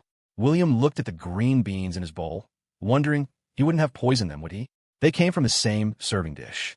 Ethan couldn't possibly poison everyone just to get him, right? Besides, there were so many Twitch livestream cameras around. Ethan wouldn't dare try anything sneaky. With that thought, William gradually relaxed. He picked up the green beans in his bowl and ate them. Is it good? Ethan asked. William nodded. Delicious. Good, glad you like it. Ethan gave him a meaningful look, then sat down. Everyone dig in, eat up, and get some rest afterwards. Lunch ended. An hour later, William suddenly felt sharp abdominal pain, followed by nausea, vomiting, and even some dizziness. At first, no one took it seriously, assuming it was heat stroke, especially since his medical check that morning had shown poor stamina and minor health issues. 2 hours later, even after taking medicine, William's condition hadn't improved. He suffered continuous diarrhea, eventually breaking out in a cold sweat, his limbs growing numb. William suddenly remembered the green beans Ethan had served him at lunch. He weakly grabbed the director's arm. Director, he gasped, Ethan, poison me. The director turned pale with shock. The morning's incident had just been resolved. How could something else happen already? Not daring to delay, the director sent William straight to the Mayo Clinic. The test results came back, food poisoning. Looking at the lunch menu, there was only one possibility. He must have eaten undercooked green beans. Because William vehemently insisted Ethan had deliberately poisoned him, Ethan was also summoned to the Mayo Clinic. Having just woken up from his nap, Ethan arrived feeling irritable from the oppressive heat, braving the scorching sun to get there. William, still groggy from the medication, lay in a hospital bed, deliriously demanding Ethan's arrest. Ethan poisoned me. He wants to kill me. Police arrest him, lock him up, and execute him. He mumbled incoherently. Ethan peered into the ward, then asked the director, what's wrong with him? Food poisoning. The green beans you cooked at lunch weren't done. How is that possible? We all ate them. How come he's the only one affected? The director tried to read something on Ethan's face, but found nothing. Ethan frowned, annoyed. I was falsely accused this morning, and now this again in the afternoon? A leopard really can't change its spots. William said you serve him a chopstick full of green beans directly into his bowl when you brought the food out. Director, if you suspect me, check the surveillance footage. See if I actually did it. With all those cameras in the kitchen, would I dare poison him? One mistake could be fatal, and I don't want to face criminal charges. Ethan spoke sincerely and seriously. What would I possibly gain? Does poisoning him benefit me in any way? It just drags my name through the mud for no reason. The director thought, that makes sense. William slowly regained consciousness and overheard Ethan talking in the hallway. He erupted in curses. Ethan, it was you. You deliberately gave me undercooked green beans. You want to harm me. You're jealous Amelia married me, and jealous that I'm close with your parents. Ethan couldn't help but point towards a room and scoff. He scrambled for trash like it's treasure. The director was speechless. Ethan walked into the room. William's already pale face turned even whiter, making the dark circles under his eyes stark against his skin. He looked completely drained and weak. Ethan stood by his bed. Out a whole dish, only you got poisoned. You claim it was the beans I gave you. But when I asked if it tasted good, you said yes. Can't you even tell the difference between raw and cooked? William genuinely couldn't. To maintain his image, his diet was always very bland. He hadn't eaten anything like beef stew with green beans in years. The burden of proof lies with the accuser, Ethan stated calmly. You say I deliberately poisoned you? Then I could just as easily say you deliberately ate raw beans to frame me. After all, for someone with your track record, it's not entirely out of the question. Framed this way, William suddenly seemed more suspect. Seeing the director looking at him strangely, William felt like his head would explode with anger. He slammed his hand down on the bed beneath him. Ethan, you're maliciously slandering me. Ethan repeated his demand for evidence. If William wanted to call the police, Ethan would gladly accompany him. Having lost to Ethan once before, William saw his confidence and knew any so-called evidence must have already been destroyed. Overcome with rage, William clenched his fist, forgetting the 4-needle in the back of his hand, causing blood to flow back into the tube. The director quickly called for a doctor and nurse to readjust the 4-drip. William stuck to his story that Ethan poisoned him. Ethan insisted William provide proof. They were at a stalemate. The doctor offered an explanation. It was possible that in a large batch of food, some green beans might not cook thoroughly. As for why only William got sick, perhaps he was just unlucky. Others might not have reacted due to stronger constitutions resisting the mild toxins, or perhaps their symptoms simply hadn't manifested yet. The doctor repeatedly advised Ethan, next time you cook green beans, simmer them longer, maybe 15 to 20 minutes, and you'll be fine. If you're stir-frying and worried they won't cook through, add some water and let them steam for 5 to 6 minutes before finishing with a high-heat dry fry. Doctor, I've been cooking for years and never poisoned anyone with green beans before. But I'll take your advice and be more careful in the future, Ethan replied, then shot a sideways glance at William. Careful with the food, and careful with certain people. The matter fizzled out inconclusively. The director wore a troubled expression, feeling William just seemed to attract bad luck, so much so that it felt like it was infecting the entire production crew. If he'd known, he never would have signed William. What do we do now? The director asked, rubbing his temples. You won't recover right away, and there are new activities scheduled for tomorrow. How can you participate? William asked. What activities? A 2-day camping trip. We're going foraging for portobello mushrooms. William immediately dreaded the idea. His fear of Ethan had become almost a conditioned reflex. If Ethan dared to poison him at Oak Ridge Retreat in front of so many people and cameras, what wouldn't he do out in the wilderness? Besides, the varieties of wild mushrooms were countless. One small mistake, and you could easily ingest a poisonous one, making it even easier for Ethan to poison him. Terrified of dying in the mountains, William broke out in a cold sweat and shook his head frantically. I'm not going. Director, don't worry about me. Just proceed with the schedule as planned. I'll rest here at the Mayo Clinic for 2 days. I suppose it's the only way. With the immediate problem resolved, the director had no desire to linger. He had too much to do. Leaving a staff member to look after William, he left with Ethan. While resting at the Mayo Clinic and excused from filming, William got his phone back from the staff. He turned it on to find several DMs and missed calls. The most frequent messages were from Margaret, repeatedly asking when he would bring Ethan back. Just thinking about that crazy old woman made William's skin crawl. He figured Ethan's violent, poisonous tendencies probably ran in the family.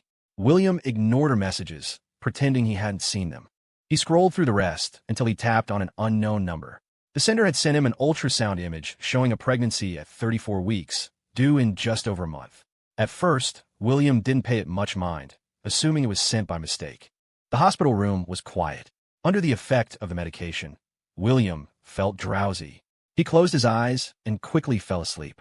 He didn't know how long he slept before being jolted awake by his phone ringing. Glancing at the screen, he saw it was the same mysterious number. William answered, "Hello." A woman's voice came through the phone. "William, did you see the photo I sent you?" She knew him, so the photo wasn't a mistake. It was meant for him. Who would randomly send him a pregnancy ultrasound? Uneasy, William started to find the woman's voice vaguely familiar. "I saw it. Who is this? Did you send it to the wrong person?" "I'm Sophia Thompson, the mother of your child. It's only been 7 months. Have you forgotten my voice already?" William's eyes flew wide open as the woman's voice continued. "I got pregnant with your child that night. The baby is due soon. Don't you think you should show some consideration?" William wanted to scream abuse, but considering he was in the Mayo Clinic with people potentially listening, he knew anything he said could be spread by malicious gossipers. He hissed through gritted teeth, "Didn't I already give you money?" Sophia Thompson replied coolly, "That money was my fee for spending a month with you. Now that I'm pregnant, that's extra." William was so angry he almost laughed. After all this time, something like this was still happening. Clearly, when you cut weeds, you have to pull out the roots too. "Fine, I'll give you money. How much do you want to get rid of the baby?" 300 million. 300 million? Why don't you go rob a bank? Sophia replied bluntly, "William, I've done the math. With your current net worth, $300 million isn't that much." "Sophia, you've got guts." Sophia let out a dry laugh. "Not guts, just your baby in my belly. A boy, actually." William turned to look out the window into the dark night and said coldly, "My son doesn't need to be born by you." Sophia responded, "Too late. I'm already pregnant. If you didn't want this, you shouldn't have planted the seed in the first place. If you really can't cough up $300 million, then marry me." That was probably what she really wanted. Why else would she show up now? 34 weeks pregnant. Obviously aiming for a shotgun wedding. The stomach it already had pumped began to ache faintly again. Already weak, and now bloated and nauseated from the stress. "You know full well I just got engaged to Amelia. How could I possibly marry you?" "That's easy," Sophia said brightly, as if she'd just thought of a brilliant plan. "I'll send your fiancé the proof we slept together, along with the paternity test results. Then the wedding's off, and you're free to marry me." She was clearly pleased with her plan, acting like William's opinion didn't matter at all. William could taste bitterness rising in his throat. Was this just a string of bad luck? Why did he keep running into lunatics lately? At this rate, he'd lose his mind. Trying to negotiate, he softened his tone. "Sophia, I don't have $300 million. Can we maybe lower that to $1? 5 million. Sophia was clearly stunned by the audacity of the counteroffer and went silent for a moment. Do you think I'm an idiot?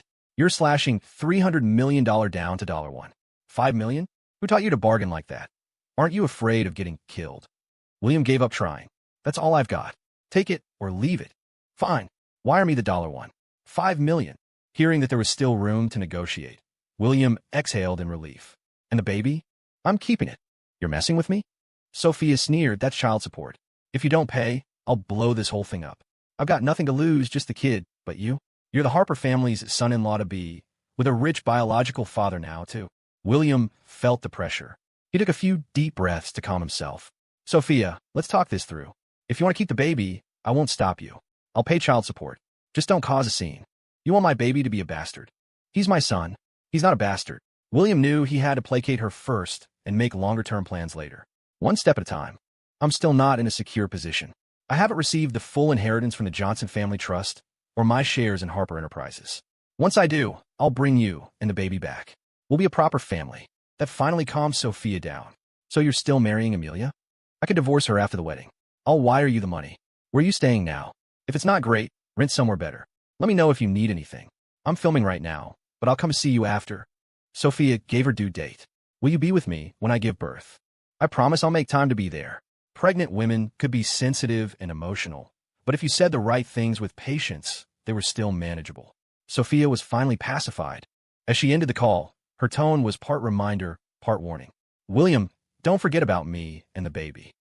As soon as the call ended, William wanted to smash his phone, but it was his only phone, so he held back. Sophia had been his assistant. No childhood romance, just physical needs. She was a girl from Oak Ridge Farm, with no background, easy to control. Before she worked for him, she'd been a fan. It wasn't hard to manipulate her. They'd known each other a year, but the relationship only got physical in the past month. Sophia had been obedient, volunteering for everything. Meal prep, carrying his luggage, fanning him in the heat, standing on tiptoe to hold an umbrella for him, standing in long summer lines for bubble tea, memorizing all his preferences. She revolved around him like a satellite. Their first time had been an accident. The rest happened naturally. Their relationship was so well hidden, even his agent didn't know. Who would have guessed? Compared to Amelia, Sophia was just a country girl. How could he ever be interested in her? And truthfully, he wasn't. She was just a toy to pass the time, a physical diversion. Never meant anything. He always paid her. When it was time to end things, he gave her $90,000 to keep her quiet, and she accepted it.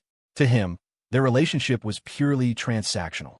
He'd been careful every time, no slip-ups, yet she still got pregnant. Judging by the timing, it had to be from that first accident. God damn it. If this had been Amelia and she got pregnant on the first try, he would have called himself a sharpshooter. But with Sophia, it just felt cursed. He misjudged her, thought she was a naive, obedient girl. Turns out she played him. He didn't doubt the pregnancy. If she had the nerve to call and threaten him, she clearly had solid evidence. A head-on confrontation wouldn't work. He had to take things slow. In the middle of the night, his stomach twisted in pain again. He curled up in bed, fists clenched against his abdomen. Silent. Eyes shut. It wasn't until the nurse came in to check on him that they realized William had passed out again. Back at Oak Ridge Retreat, after returning from the Mayo Clinic, Ethan first ran into Victoria Harper. You okay? What could possibly be wrong with me? Don't worry. If Ethan could serve half-cooked string beans to William, of course he wouldn't leave any evidence behind. Christopher and the others gathered around. Where's William? How's he doing? Any better? Truffle allergy. He won't be back for now. How does someone suddenly get a truffle allergy? What the hell was he eating? The speaker was Olivia Bennett. Once a diehard fan of William's looks, she'd done a full 180 and now couldn't stand him. She couldn't understand why she'd ever thought he was better than Ethan. Still, she firmly believed that William and Amelia were the perfect couple and should absolutely get married. Olivia subconsciously looked for Amelia and spotted her standing quietly in a corner, as if stunned, staring blankly at Ethan. Yes, how could William have a sudden truffle allergy? Other people might not know, but Amelia certainly did. This was Ethan's second warning.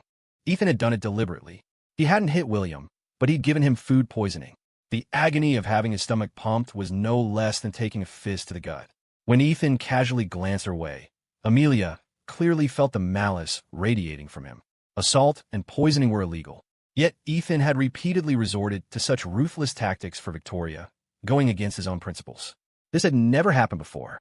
Even during their 3 years as fiancés, he had never acted so recklessly for her. To say she wasn't jealous would be a lie.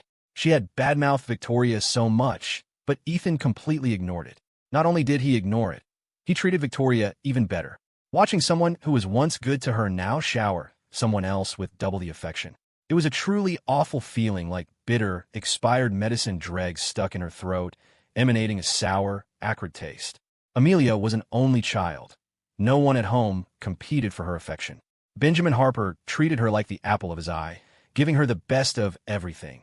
The finest material possessions, the most privileged education, a life steeped in luxury. Among her peers, her family's Harper Enterprises connections meant she was always deferred to, always the center of attention. No one had ever taken anything from her. She was always the one doing the discarding. But now she felt that stark contrast, that jarring drop. It was as if someone had suddenly appeared in her life and snatched away what rightfully belonged to her. At this thought, she shot Victoria a resentful glare. The director returned with Ethan and announced the next day's task. Pack your bags tonight. We leave first thing tomorrow morning. Olivia Bennet obediently raised her hand. Director, where are we going? Camping for 2 days. It's the rainy season, so the mountains are full of mushrooms. It's the right time to pick portobellos. What about truffle allergies? We have professional guides, a doctor accompanying us, and community workers helping out. The chance of truffle allergies is very small. So what should we bring for camping? I recommend packing light. You'll still need to carry the tents. The director glanced furtively at Victoria, gauging his boss's mood, before saying, William's hospitalized and can't film. So, for these 2 days of camping, it'll just be the 7 of you. Please discuss amongst yourselves and split into 2 teams. Hearing they had to form teams, the guests all looked towards their preferred partners. Grace Parker and Victoria were obvious choices for each other, but Olivia Bennet was also sneaking glances at Ethan, pretending not to care. Amelia took in the expressions of all 3 women. She was annoyed, yet just like Olivia Bennet, she couldn't stop herself from stealing glances at Ethan. Logan asked 7 people, how can we split that evenly? Victoria spoke up. Me, Grace Parker, Ethan, the 3 of us will be one team. The 4 of you can be the other. Olivia Bennet retorted. Why do you get to decide? Aren't you and Amelia good friends? Do you want to be separated from her? The director let us form our own teams specifically to avoid conflict within them. Victoria turned to Christopher and Logan. Any objections? Christopher's thoughts were simple. As long as he was on the same team as Olivia Bennet, he was fine. Logan didn't care, nor did he dare to object. And just like that, the teams were decided. The production crew had already prepared the camping gear, 2 tents per team. Besides the tents, they also had to take cutlery for eating, plus seasonings and pots for cooking. Since it was only a 2-day trip, Ethan's team didn't pack excessively. He took charge of the food, while the 2 women handled the details like mosquito repellent and medicine. Hearing there were snakes in the mountains this season, they'd also specifically asked someone to prepare snake repellent powder. After resting overnight, they were woken before dawn the next day. Staff drove them to the foot of the mountain, leaving them to hike up. The mountain path was slippery after the recent rain. They changed into rain boots, and each carried a stick, useful as a walking cane for warding off snakes or clearing away spiderwebs. At this point in the show, it hardly felt like a dating program anymore. It was more like a wilderness adventure. Olivia Bennet was terrified of bugs. Trying not to delay filming, she had endured it silently. But when she spotted a long snake hanging from a tree, she instantly burst into tears. I'm not going any further. Director, have you forgotten? This is a dating show, not survival training. Why did you bring us to this awful place? Seeing the young woman crying in fear, the director felt guilty and approached her, comforting her softly. Isn't the point of love sharing joys and sorrows? If you can't handle this bit of hardship, how will you handle the hardships of marriage? Olivia Bennet crouched on the ground, rubbing her eyes and sobbing. Is marriage just about enduring hardship? Then I won't get married.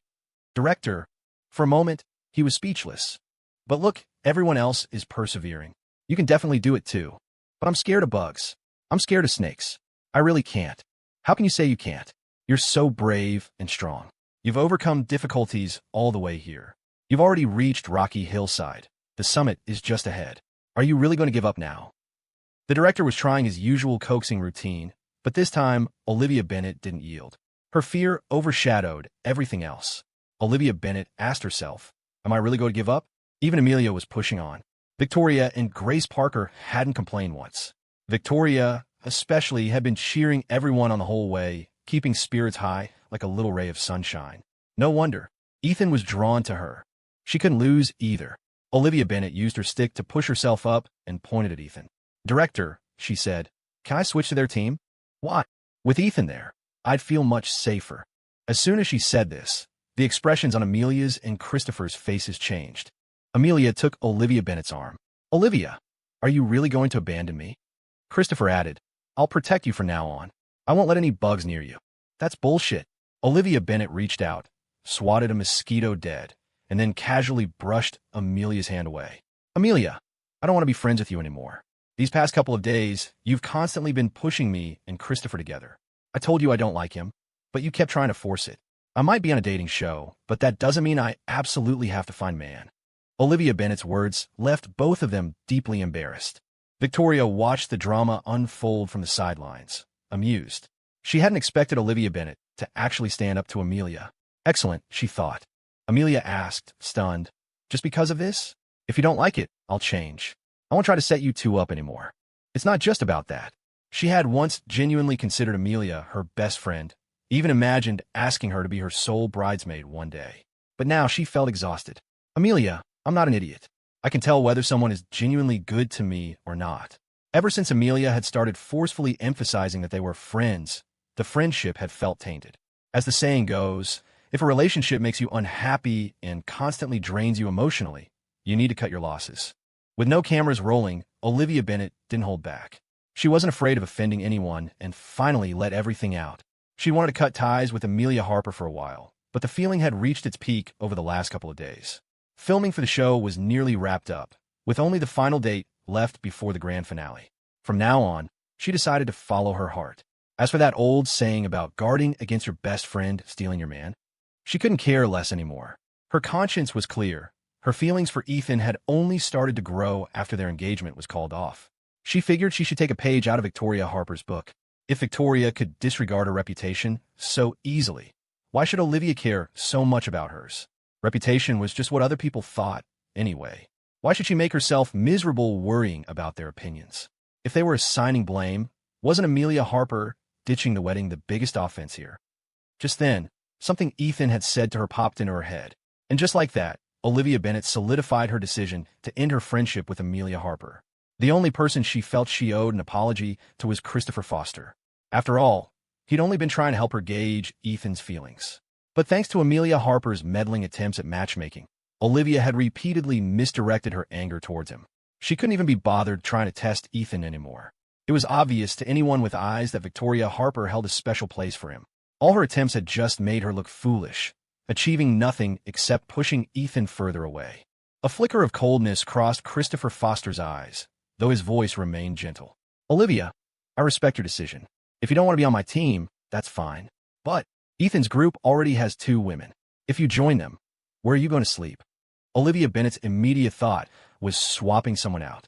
She looked pointedly at Grace Parker. Victoria Harper slung an arm around Grace Parker's shoulder. "We're not swapping anyone." Olivia Bennet's face fell, but then Victoria Harper added, "You can share a tent with Amelia Harper at night. The rest of the time, you're welcome to hang out with our group." You had to admit, Victoria Harper was remarkably accommodating. Knowing full well how Olivia felt about Ethan, she still confidently allowed her into their group.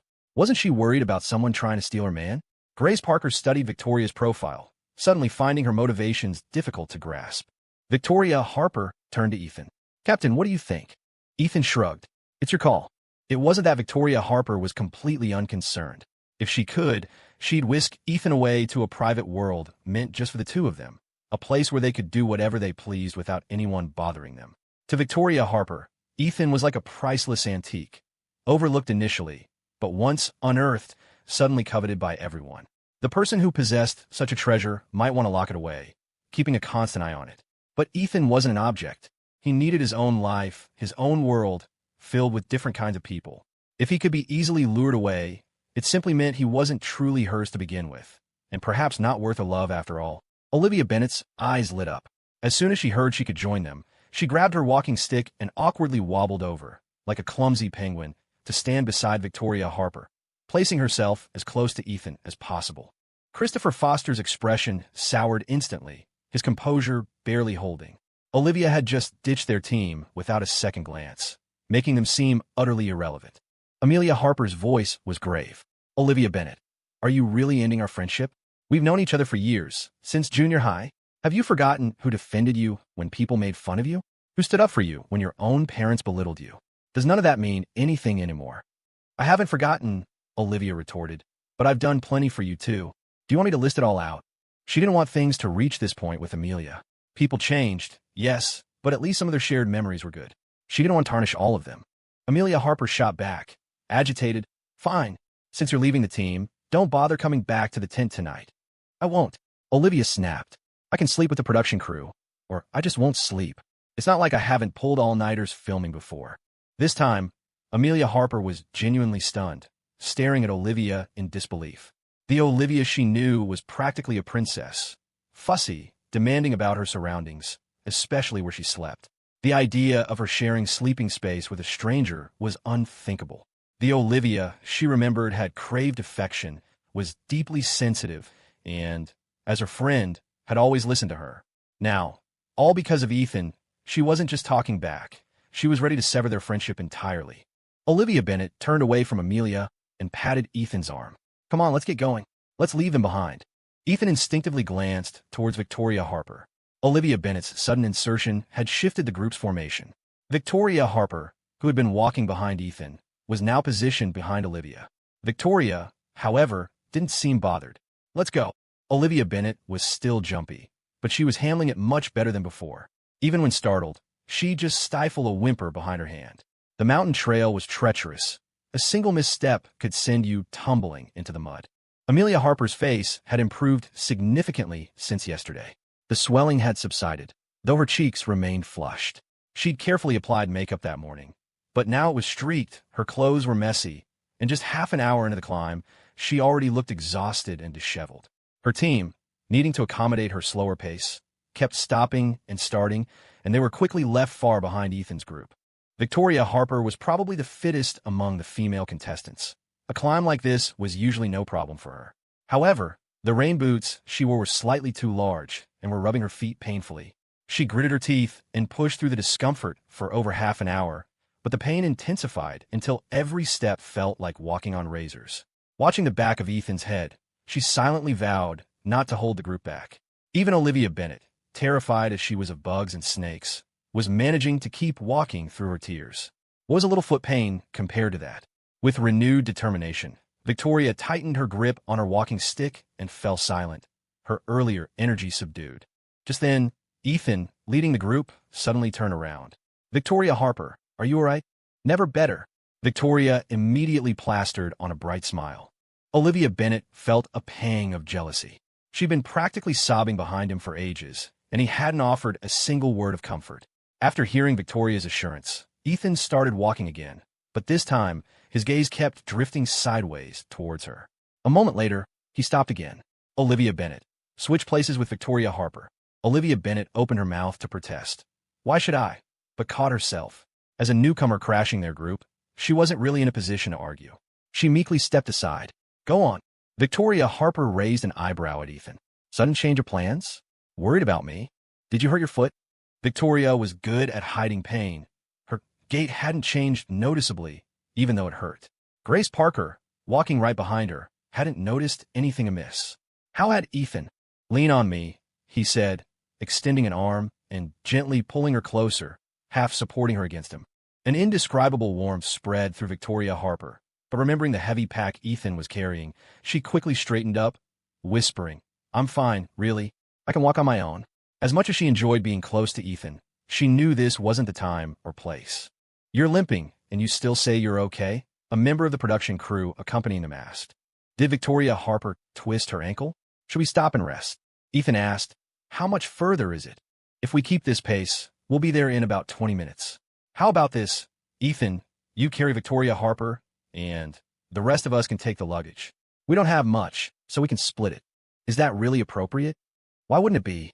The director arranged for us to follow along precisely to handle unexpected situations like this. Victoria Harper's injured. She's the priority now. Olivia Bennet sidled up. Did you really twist it? When did that happen? Grace Parker also stared curiously at Victoria Harper's foot. She had been walking behind her the whole time and hadn't noticed her twisting her ankle. After getting confirmation, Ethan took off his backpack and crouched down. "Get on. I'll carry you the last stretch." She's faking it. Amelia's group caught up, hearing the commotion from afar. When she heard Victoria Harper had supposedly twisted her ankle and needed Ethan to carry her, her first reaction was that she was putting on an act. When it came to Victoria Harper, Amelia couldn't help but be harsh. Playing hurt to fall into a man's arms for comfort is her usual trick. It's pathetic.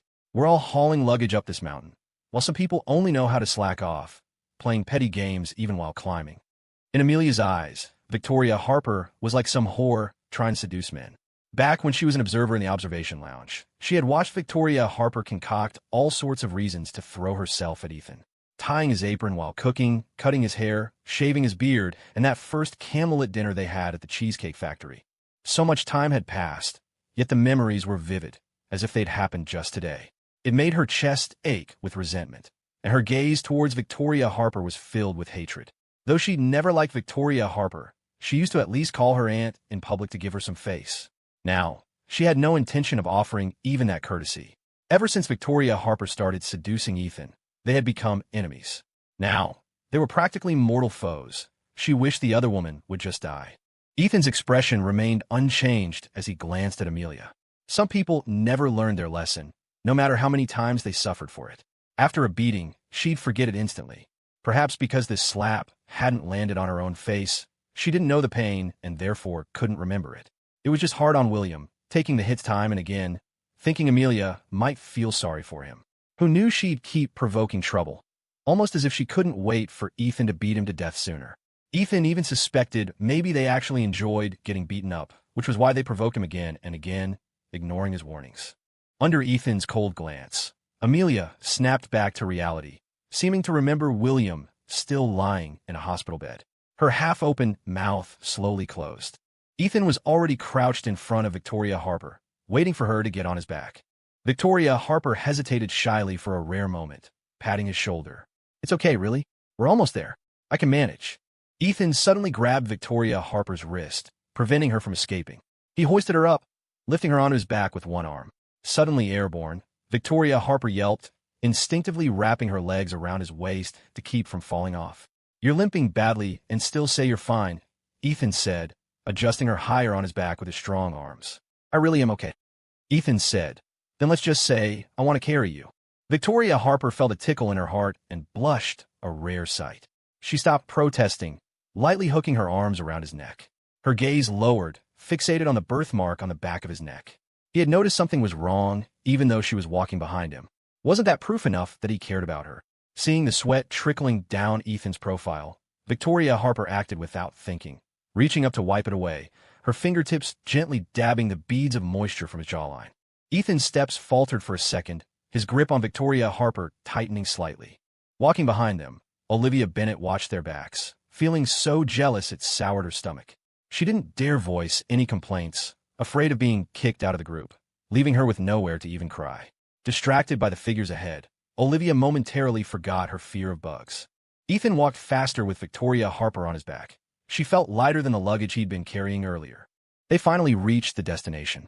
Olivia Bennett found a rock to sit on and complained to the director. "If I'd known it was this tiring, I wouldn't have come. William is so lucky, stuck in an air-conditioned hospital room while we're struggling up this mountain." At this moment, Olivia Bennett had completely lost her usual composure. When she first joined the production crew, she used to dress meticulously every day, presenting herself like a little princess. As she often said self-deprecatingly, she had no acting skills, no significant work, and a bad personality. Her face was all she had left. If she lost that, her fans would probably disappear too. So, she always paid attention to managing her image wherever she went. But right now, she was simply too exhausted and had no energy left to keep up appearances. As for what the fans thought, who cared?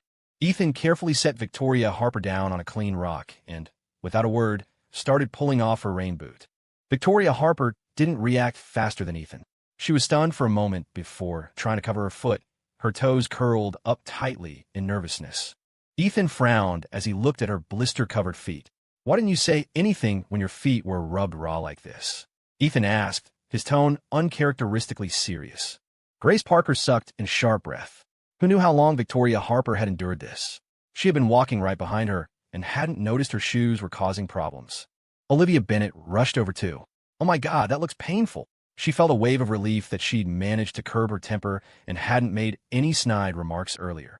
Otherwise, she'd probably wake up in the middle of the night wanting to slap herself. Grace Parker quickly rummaged through her backpack for medical supplies.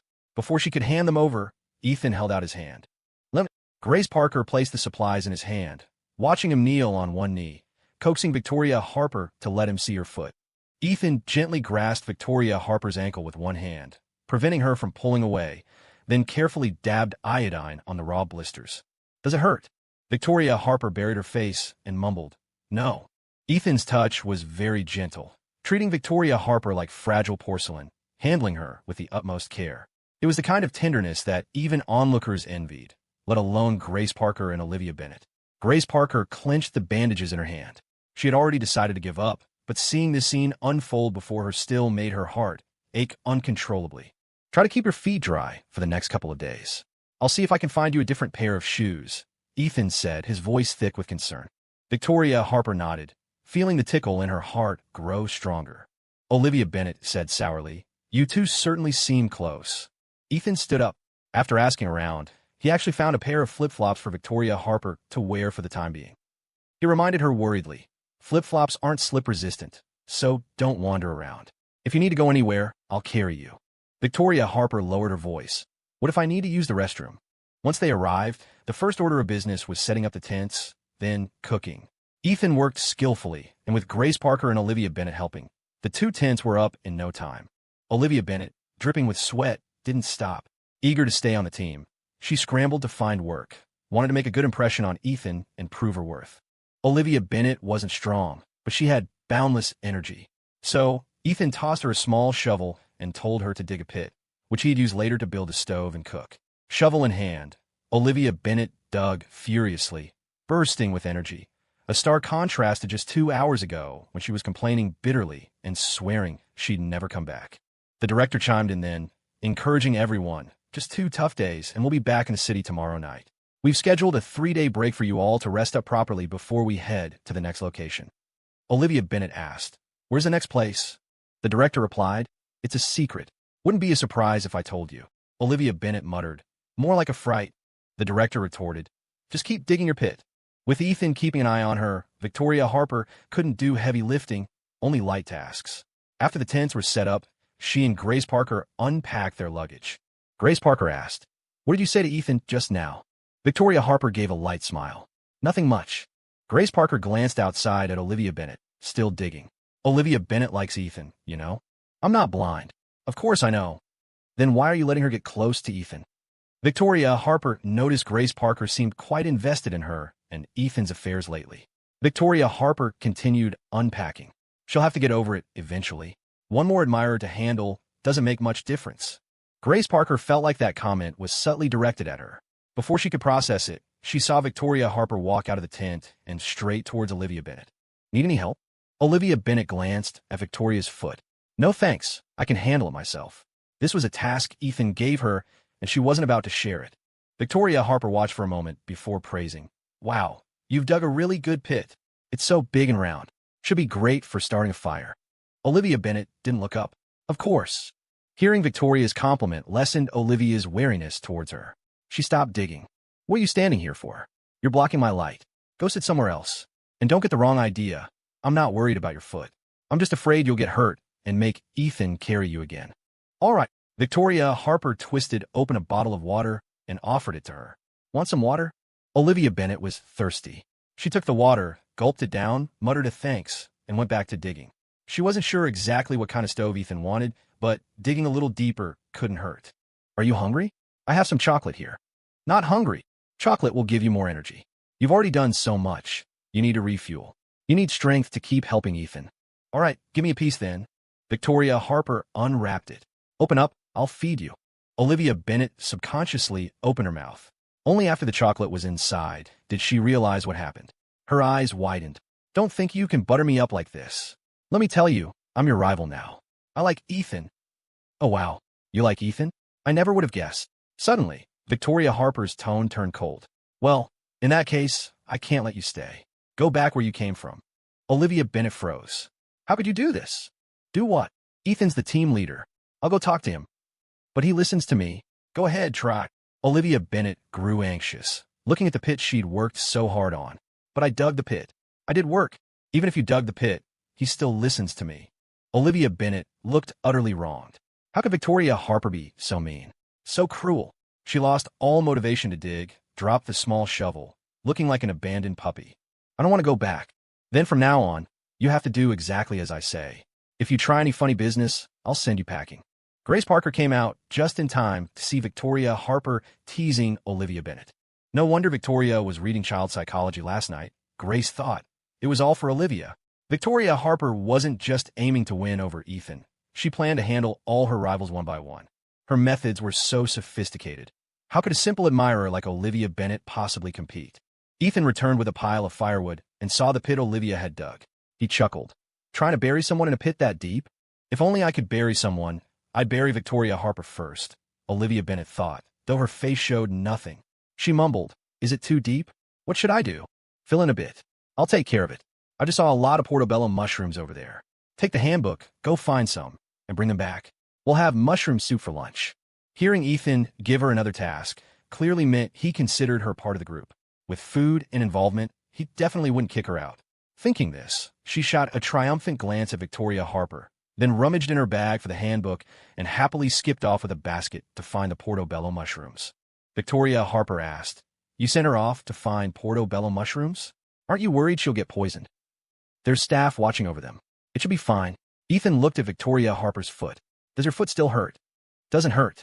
I can walk normally, so you don't need to carry me to the restroom anymore. Ethan understood the meaning behind Victoria Harper's look.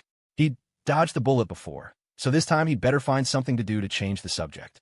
Ethan partially filled the pit, arranged stones around it, set the pot on top, added water, then fed firewood into the base and lit the fire. Let's keep lunch simple. We'll just boil some instant noodles and add the portobello mushrooms to the broth. Okay. Ethan asked for Victoria Harper's opinion. Whatever you decide is fine. Victoria Harper found a rock and sat down. Yesterday at lunch, what did Amelia Harper say to you when you stepped out? She'd been wanting to ask, but hadn't found the chance. The things she said were too nasty. I don't want to pollute your ears with them. So, she was bad-mouthing me again.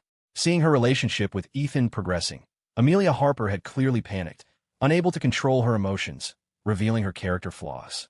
Amelia Harper hadn't changed. This was who she'd always been.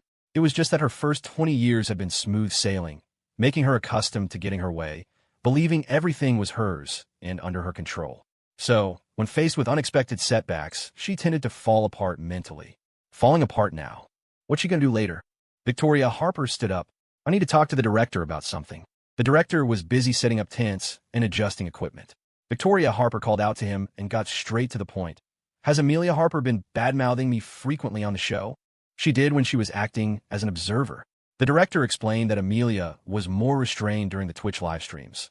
But as an observer, knowing the footage would be edited later, she spoke without restraint. Like during her first date with Ethan, she tore you down completely. If you knew what she said, who knows how angry you'd be. Release it as behind-the-scenes footage first. And don't cut a single bit from the main broadcast either. Air everything. Airing such nasty comments would be really unpleasant for everyone. Victoria Harper sneered. If you don't air it, how can I sue her for slander? The rumor had started with Amelia Harper. The more it spread, the worse the consequences would be. Once she was done, Victoria Harper headed back, passing Amelia Harper's group campsite on the way. It was already noon, but their team's tent still wasn't properly set up. It looked lopsided and crooked, as if a gust of wind could knock it over. Christopher Foster was in charge of cooking. The fire pit he dug wasn't even as good as Olivia Bennet's attempt. He knelt on the ground, feeding kindling into the pit. A shaky flame flickered to life, only to immediately die out. He slammed a fist onto the ground in frustration, wanting to kick the pot over, but forcing himself to hold back, remembering they were filming. His face was covered in soot and grime. Amelia Harper, drenched in sweat, emerged from the tent for some air, only to see Victoria Harper. Hostility flared in her eyes. She assumed Victoria was just there to laugh at her misfortune. Her gaze dropped to Victoria's feet. She was wearing slippers, strolling casually, not looking at all like someone with a sprained ankle. So, she was faking it, Amelia thought bitterly. Perhaps only a woman could instantly recognize a green tea bitch. Only Ethan was clueless enough to believe Victoria was genuinely fragile. Amelia was about to throw a few sarcastic remarks Victoria's way when she saw Ethan walking over. The two teams' tents weren't far apart, 10 meters at most. Yet Ethan still felt the need to come and escort Victoria over such a short distance. Was he afraid someone would hurt her? Who was he protecting her from? Ethan reached Victoria's side. Before he could speak, Victoria lifted a hand. Can you carry me back? Does your foot hurt? I just don't feel like walking. Without the slightest hesitation, Ethan actually bent down and scooped her up into his arms. Amelia wasn't sure if it was sweat rolling into her eyes, but they suddenly stung, blurring her vision with tears. She couldn't understand how those two had gotten so close, so quickly. She clearly remembered watching them in the observation lounge earlier. Ethan had been actively avoiding Victoria, clearly mindful that she was connected to his uncle. What could have possibly changed him so fast? Olivia Bennett returned with the mushrooms she'd gathered. Only a few in the basket were edible. Ethan first used the mushrooms to make a rich broth base, then added instant noodles. The aroma of the resulting noodle soup immediately wafted over to the neighboring campsite. Christopher Foster's stomach was growling loudly. He felt like he could eat a cow right now. The fire in his pit remained stubbornly unlit. He slammed the lighter he was holding onto the ground in frustration. Logan Prescott finally managed to secure their tent properly. He'd been up early, and the morning's physical exertion had left his stomach completely empty.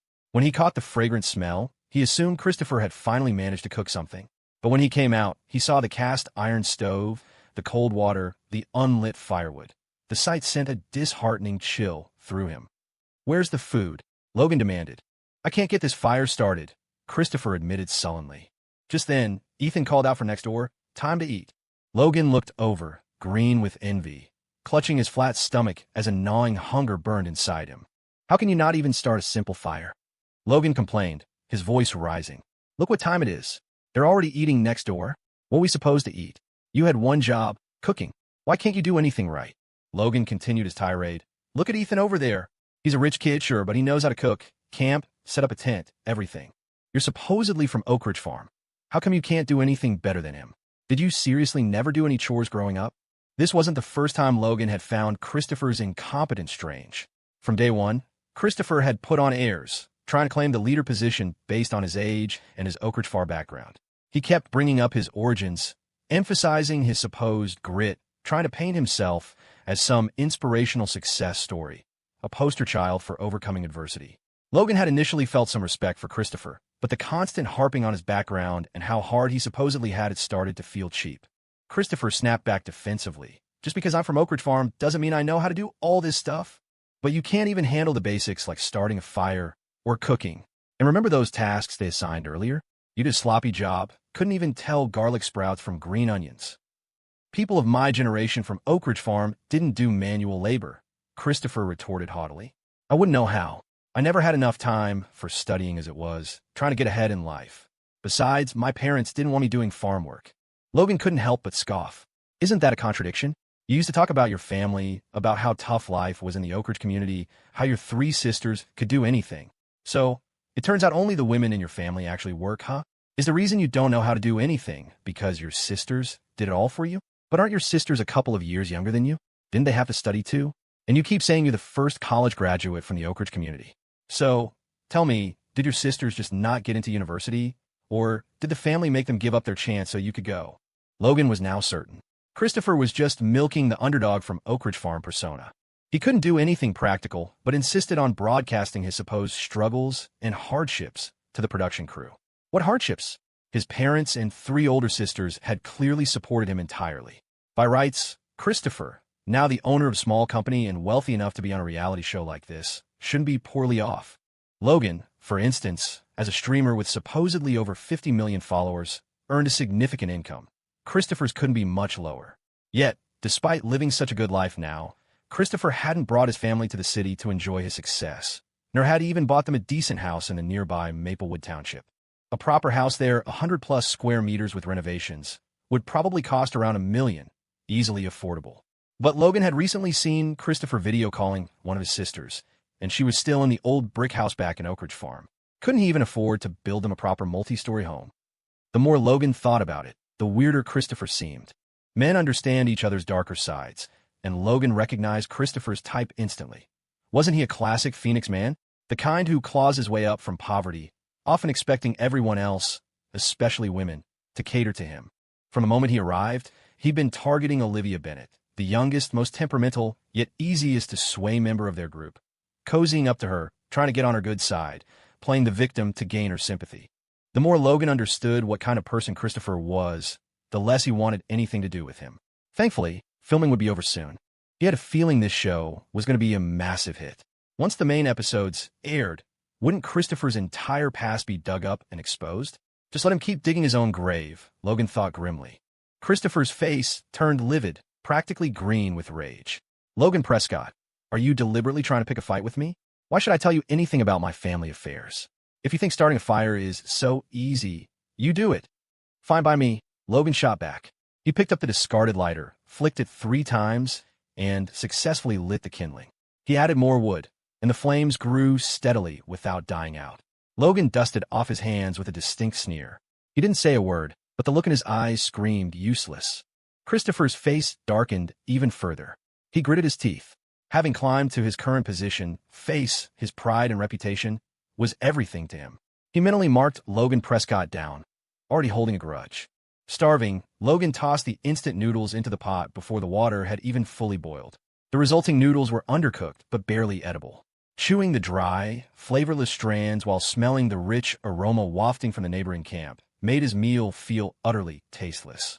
Nearby, Olivia Bennet's voice rang out, loudly exclaiming how delicious Ethan's food was, over and over. Christopher couldn't help but glance her way.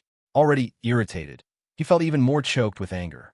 Christopher couldn't think about anything but how to win Olivia Bennet back. His original plan was to befriend Olivia Bennet first, get closer, and let feelings develop over time.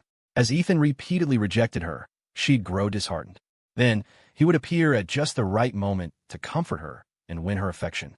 Women were most vulnerable when hurt or disappointed in love, making them easy targets. Seizing that opportunity, striking while she was down, would make things easy. He had been waiting for this chance. When Amelia joined the show as a guest star, he thought his opportunity had arrived. Amelia was a good helper, playing matchmaker and putting in good words for him. He initially thought that with her best friend's help, Olivia Bennet would quickly accept him. He never expected it would actually drive a wedge between them. If he had known things would turn out this way, he shouldn't have gone along with Amelia's words. The faster they finished lunch, the more time they'd have to forage for mushrooms in the afternoon. The temperature in the mountains dropped quickly, and there would be more mosquitoes, insects, snakes, and ants at night. They needed to get back as soon as possible to prepare dinner. The director didn't enforce a strict schedule, just had the cameraman follow them. Ethan's group set off to find mushrooms right after lunch. Each person carried a mushroom field guide, but even with photos for comparison, mistakes were easy to make. Olivia Bennet, for instance, was careless, mixing poisonous and edible ones all together. If the community workers hadn't been following her closely, she might have poisoned herself countless times already. Victoria wanted to go too. Ethan told her not to, but she wouldn't listen. She put on several pairs of long socks and tucked her pants into them, hoping to avoid chafing her feet again. After Victoria pleaded repeatedly, Ethan finally relented. All right, stick close to me, walk slowly, and stop immediately if it hurts. Don't just tough it out silently like this morning. Victoria subconsciously replied, I'm used to it. Ethan's face hardened. That's a bad habit. You need to break it. Victoria couldn't help but smile at Ethan's serious expression. Okay, Captain, whatever you say. Victoria trailed closely behind Ethan. After walking for a while, she heard movement behind them. Turning around, she saw Amelia, relentless. Amelia had tried several times to talk to Ethan, but hadn't found an opportunity. Christopher seized the moment to approach Olivia Bennet, who had fallen behind. Olivia Bennet was crouching, carefully comparing a mushroom on the ground with her guide, so focused she didn't notice anyone approaching until Christopher called out her name from behind her. Olivia. Olivia Bennet jumped, startled. Gosh, you scared me to death. Do you walk without making a sound? Sorry, I didn't mean to frighten you. Seeing Christopher, Olivia Bennet felt a flicker of discomfort. She didn't particularly want to be near him or talk to him. She felt an inexplicable dislike towards him. The emotion felt irrational. Christopher had always treated her as a friend, even thoughtfully advising her on how to pursue Ethan. Yet now, she felt put off by him. Olivia Bennet stood up. I'm fine. Are you here to pick mushrooms too? Yeah, I saw you over here and wanted to say hi. Well, you've said hi. Can you go somewhere else now? Olivia Bennet said exactly what was on her mind. Don't get me wrong, it's not that I dislike you. I'm just worried you'll take my mushrooms. She was part of Ethan's team now. She understood they were competitors. I could give you the mushrooms I find. With an extra person helping, your basket will fill up faster. Olivia Bennett refused directly. No need. We're not even on the same team. Christopher didn't want to leave, but Olivia Bennett was completely unresponsive, making her hard to approach. He recalled a tactic Ethan had used and peered into Olivia Bennett's basket. Wow, you're amazing. You've gathered so many mushrooms in such a short time. Unlike me, I can't tell them apart at all. They all look the same to me. Could you teach me how to identify them? Olivia Bennett could tell Christopher was praising her, but it didn't please her in the slightest. Doesn't your team have community workers? Olivia Bennett was growing impatient. Can't you just pick a bunch and have them sort out the edible ones back there? To stay on this team, she had to work harder.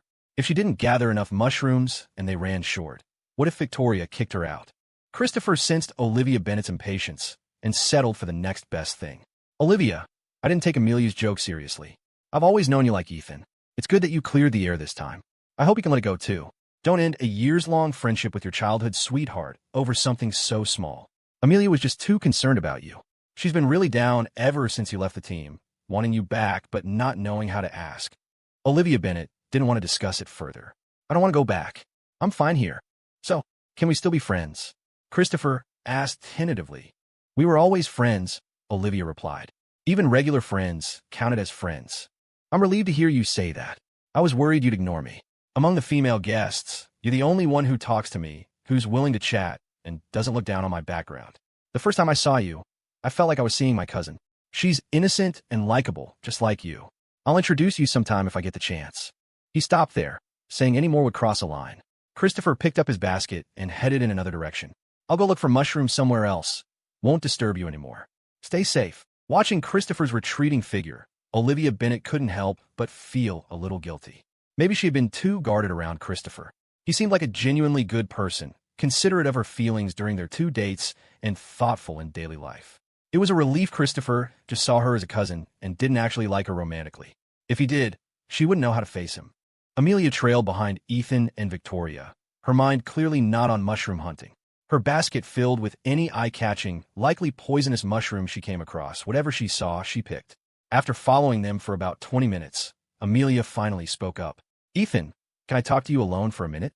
Victoria was tired and sat down on a rock to rest. Ethan unscrewed a bottle of water and handed it to her. The movement was so practiced, as if they'd been living together for ages. While drinking, Victoria watched Amelia with a half-smile, waiting for her next words, showing no intention of giving them privacy. Stop wasting time.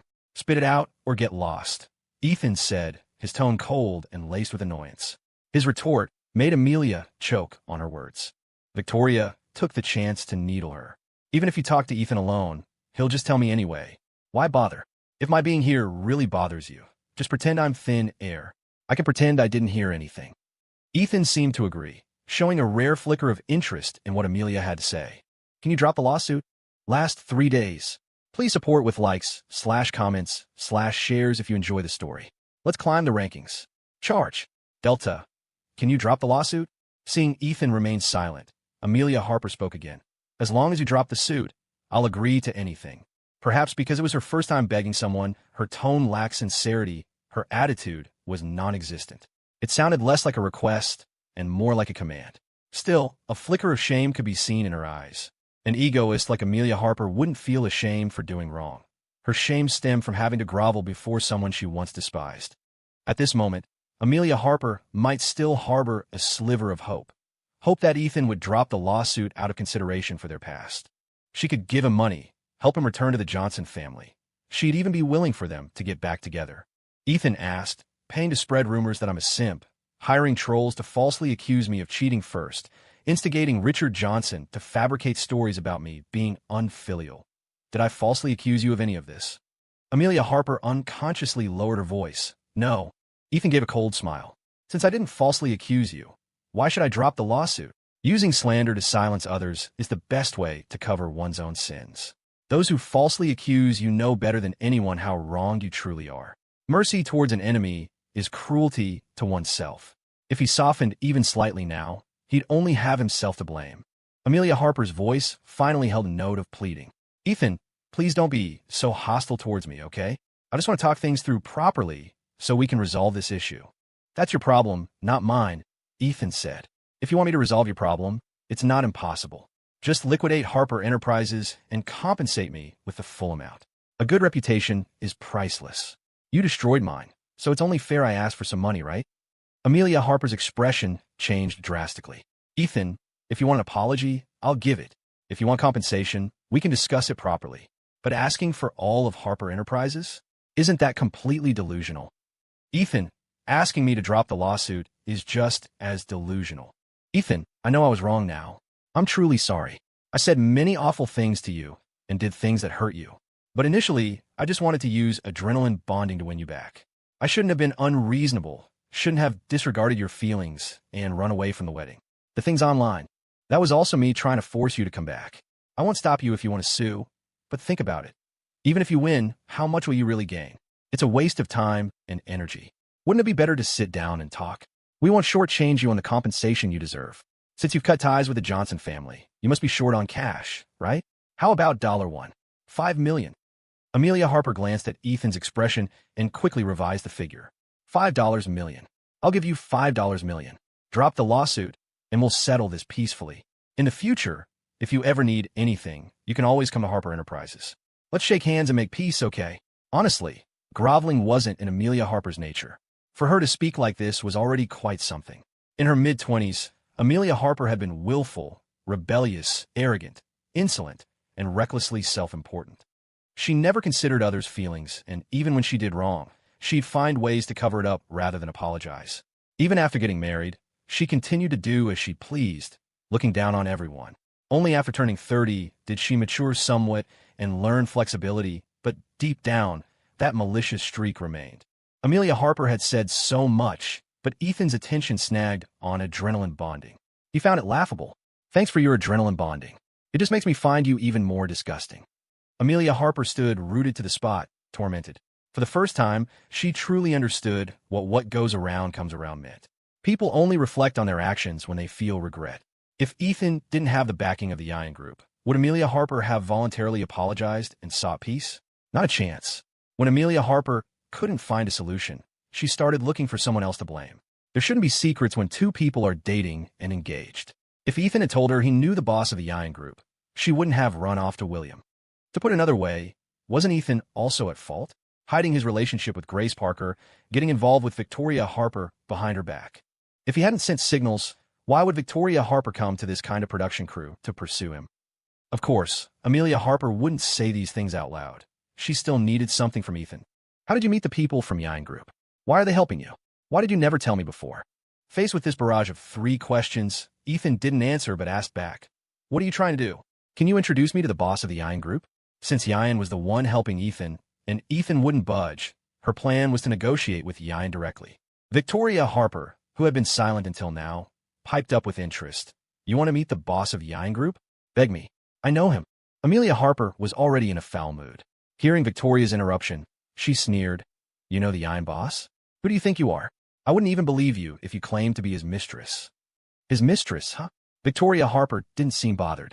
She just took Ethan's hand and said, I kindly offered to introduce her, and she doesn't even believe me. Ethan, if she doesn't believe it, fine. An opportunity was right in front of her, and she didn't know how to cherish it. Their back and forth made Amelia Harper doubt her own judgment. Could Victoria Harper really know the Ian boss? Impossible. The Ian boss was so mysterious. Even her father, Benjamin Harper, hadn't been able to secure an appointment despite multiple attempts. How could someone as useless as Victoria Harper possibly know him? We're done talking. Please leave. Just then, the photographer finished adjusting his equipment and started heading their way. If you don't get lost now, I can't guarantee I won't say something much uglier. Ethan, I beg. Amelia Harper started, try to smooth things over, but Ethan merely lifted his eyelids, his disgust unconcealed. Get lost. The courage Amelia Harper had painstakingly mustered crumbled completely during those 10 minutes of conversation. Her hands, hanging limply at her sides, couldn't stop trembling. Ethan's gaze held more than just disgust. He was protective of Victoria Harper, looking as if he might kill Amelia for Victoria's sake. The intensity of his look struck her, sending a sharp, needle-like pain through her temples. She had spent 5 days mentally preparing for this negotiation with Ethan, mulling it over repeatedly. Her disappointment was as immense as her initial hope. Of all Ethan's features, his eyes were the most beautiful. She didn't know when they had started being filled solely with disgust for her. Amelia Harper realized she couldn't bear the weight of Ethan's hatred. The photographer was getting closer. Just as Ethan looked ready to speak again, Amelia Harper abruptly turned, grabbed her basket, and fled as if escaping. The photographer hurried over, hoping to capture a dramatic confrontation, only to find Amelia Harper had run off. In this battle, Ethan was completely victorious. Amelia Harper's final glance looked pained, but she would suffer even more in the future. This was just the beginning. She would slowly savor the taste of what was to come. Victoria and Ethan took their time, but luck was on their side, and they found quite a few boletus mushrooms. Amelia will probably come looking for you again, Victoria said. She hasn't given up. There's no way I'm dropping the lawsuit, Ethan replied. It wasn't just about dropping the lawsuit. There was a clear longing in Amelia's eyes when she looked at Ethan. She definitely wanted to get back together with him. Ethan wasn't thinking about that. Regarding the defamation and slander charges, serious cases could lead to up to 3 years in prison. This case probably wouldn't reach that severity, maybe 6 months at most. 6 months wouldn't achieve much. He'd rather have the money. Ethan was willing to accept a monetary settlement, but dropping the lawsuit would let them off too easily. He had to make things a bit more troublesome for them. Ethan shared his thoughts with Victoria. If I asked for $100 million, Benjamin Harper could probably afford it, right? He should be able to. Benjamin Harper had been raising funds recently for that plot of land in the Westbrook district. He should be able to scrape together $100 million. Even if he can't, Victoria added, I have ways to make him cough it up. Victoria asked, Are you short on money? I wasn't before, but I'm a bit now. When Ethan had just been reborn, he planned for a dignified end to the engagement, intending for them to go their separate ways and have nothing more to do with each other. He didn't want to go back home, didn't want the company, just wanted enough money to get by. He didn't want to struggle like he had in his past life. But now, he realized, being without money meant others would make him struggle. Troubles kept coming one after another. If he wanted a peaceful life, he needed to be strong himself. I can give you money. How much do you need? Victoria's eyes sparkled. If Ethan named a price, she'd pay it instantly, wishing she could give him everything she owned. $5 million. That's all? Is it enough? Maybe you should ask for more. Ethan was speechless. He could almost see his grandmother in Victoria. $5 million is enough. Consider it a loan. I'll pay you back in 6 months, with interest. Victoria got her phone from a staff member. Give me your account details. I'll have someone wire you the money. Aren't you going to ask what I need it for? Aren't you worried I'll lose it all and won't be able to pay you back? If you can't pay back the money, you can pay me back with your person. The words were incredibly ambiguous. Just as Ethan's mind started going down the wrong path, Victoria continued, You can work for me. We have openings at the company anyway. You can be my personal assistant, responsible for my meals and daily needs. Ethan thought about it. The chances of him ending up as Victoria's personal assistant were slim. If he couldn't even pay back $5 million, then his rebirth would have been for nothing. Using his knowledge of the future, he should at least be able to establish himself in Rosewood City, right? He had 30 years of foresight over everyone else. How much could he accomplish with that advantage? Without realizing it, Ethan had already started factoring Victoria into his future. Once he paid back the money, even if he didn't become her personal assistant, he could still take care of Victoria. At 4 in the afternoon, everyone finished picking mushrooms and started heading back. The director checked their hauls. In Ethan's group, Olivia Bennett had picked the most, 2 full baskets. No one knew where she had found them all. Wasn't she afraid of snakes and bugs? How could she have gone so far alone? According to the staff, Olivia Bennett hadn't cried once while picking mushrooms, even when she saw bugs. Olivia Bennett immediately placed her 2 baskets in front of Ethan, rubbing her hands together, secretly waiting for praise. She looked just like a kindergartner waiting for the teacher to give out gold stars. Before Ethan could speak, Victoria, who was beside him, suddenly patted Olivia's head. Amazing. You picked almost as much by yourself as the 3 people in the next group. Having you is such a blessing for our team. These 2 big baskets of mushrooms should be enough for us tomorrow, right? Ethan didn't offer any praise, and Olivia Bennett couldn't help feeling a little disappointed. She tilted her head, dodging Victoria's hand. Having me around definitely won't be a burden. I'm very useful. Useful, very useful, Victoria said. You're better than everyone. Look at these mushrooms, so big and tender. They look delicious, don't you think, Ethan? Ethan looked at the mushrooms in front of Olivia Bennett. They didn't exactly look edible. Olivia Bennett glanced quickly at Ethan, then averted her gaze, pretending to be indifferent. She put on an I don't really care what you think expression, but her ears were clearly tuned towards him. They do. Ethan said simply. Olivia Bennet felt a pang of disappointment. She sensed Ethan wasn't treating her the same way he used to. Had she offended him somehow? Or was it because seeing Amelia reminded him of the bad things she used to say about him? The more she thought about it, the more likely it seemed. Olivia Bennet couldn't help feeling anxious. She wanted to apologize, but didn't know how to bring it up, growing so flustered that sweat beaded on her forehead. A local woman began inspecting the mushrooms the guests had picked, tossing out the inedible ones. She reached Olivia Bennet. "Did you pick both these baskets?" the woman asked. Olivia Bennet nodded. When she saw the woman squat down, she squatted down too. The woman sorted through them for a moment, then simply picked up the baskets and dumped everything out. Not a single one was edible. Olivia Bennet was aghast. "How can they not be edible? I could definitely match them to the picture. The ones I found at noon looked just like this. Why were those okay?" The woman said, "These are poisonous amanita mushrooms. They look a lot like a choice edible kind. It's normal for you not to be able to tell the difference. People often come foraging for mushrooms in these mountains. If these were the edible kind, they would have been picked long ago. There's no way they'd be left for you." Olivia Bennet reached out and touched the mushrooms on the ground. How could they not be edible?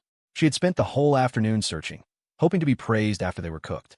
As Olivia Bennet watched, the woman crushed the mushrooms underfoot. "Wash your hands after picking mushrooms. Wash them thoroughly and don't touch things carelessly." After the warning, the woman moved on to check the others' baskets. After sorting through everything, Ethan's group had maybe 2 pounds of edible mushrooms, enough to make mushroom soup and a stir-fry with meat.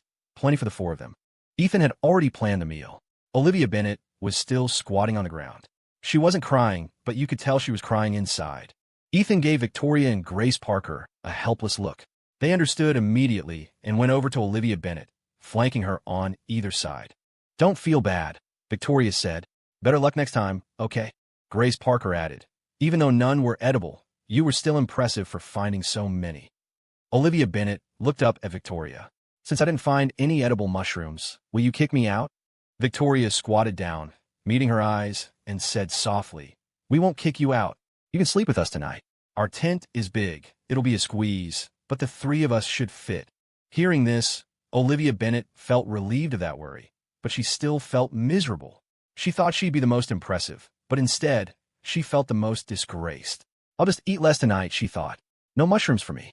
I didn't pick any edible ones. I have no right to eat them. I don't deserve them." Ethan got the fire going. Seeing Olivia Bennet looking glum, he called her over to dig a pit. Hearing the word dig, Olivia Bennet instantly perked up. She recreated the pit from lunchtime perfectly down to the last detail. They had 2 cast iron Dutch ovens, one for cooking rice, one for stir-frying. Ethan had brought some prosciutto to stir-fry with the mushrooms they'd gathered, a nod to a local specialty of prosciutto with morel mushrooms. Christopher's group, next door, returned soon after. They hadn't even managed to find 1 pound of mushrooms. Seeing Ethan slicing prosciutto, they could already imagine how fragrant the meal would be. Why hadn't they thought to bring prosciutto? They really didn't want another meal of the half-cooked instant noodles they'd had for lunch. After discussing it, Logan and Christopher decided to take their meager mushroom haul next door and asked to share the meal. "Ethan," Christopher called out, "could we join you guys for dinner tonight?"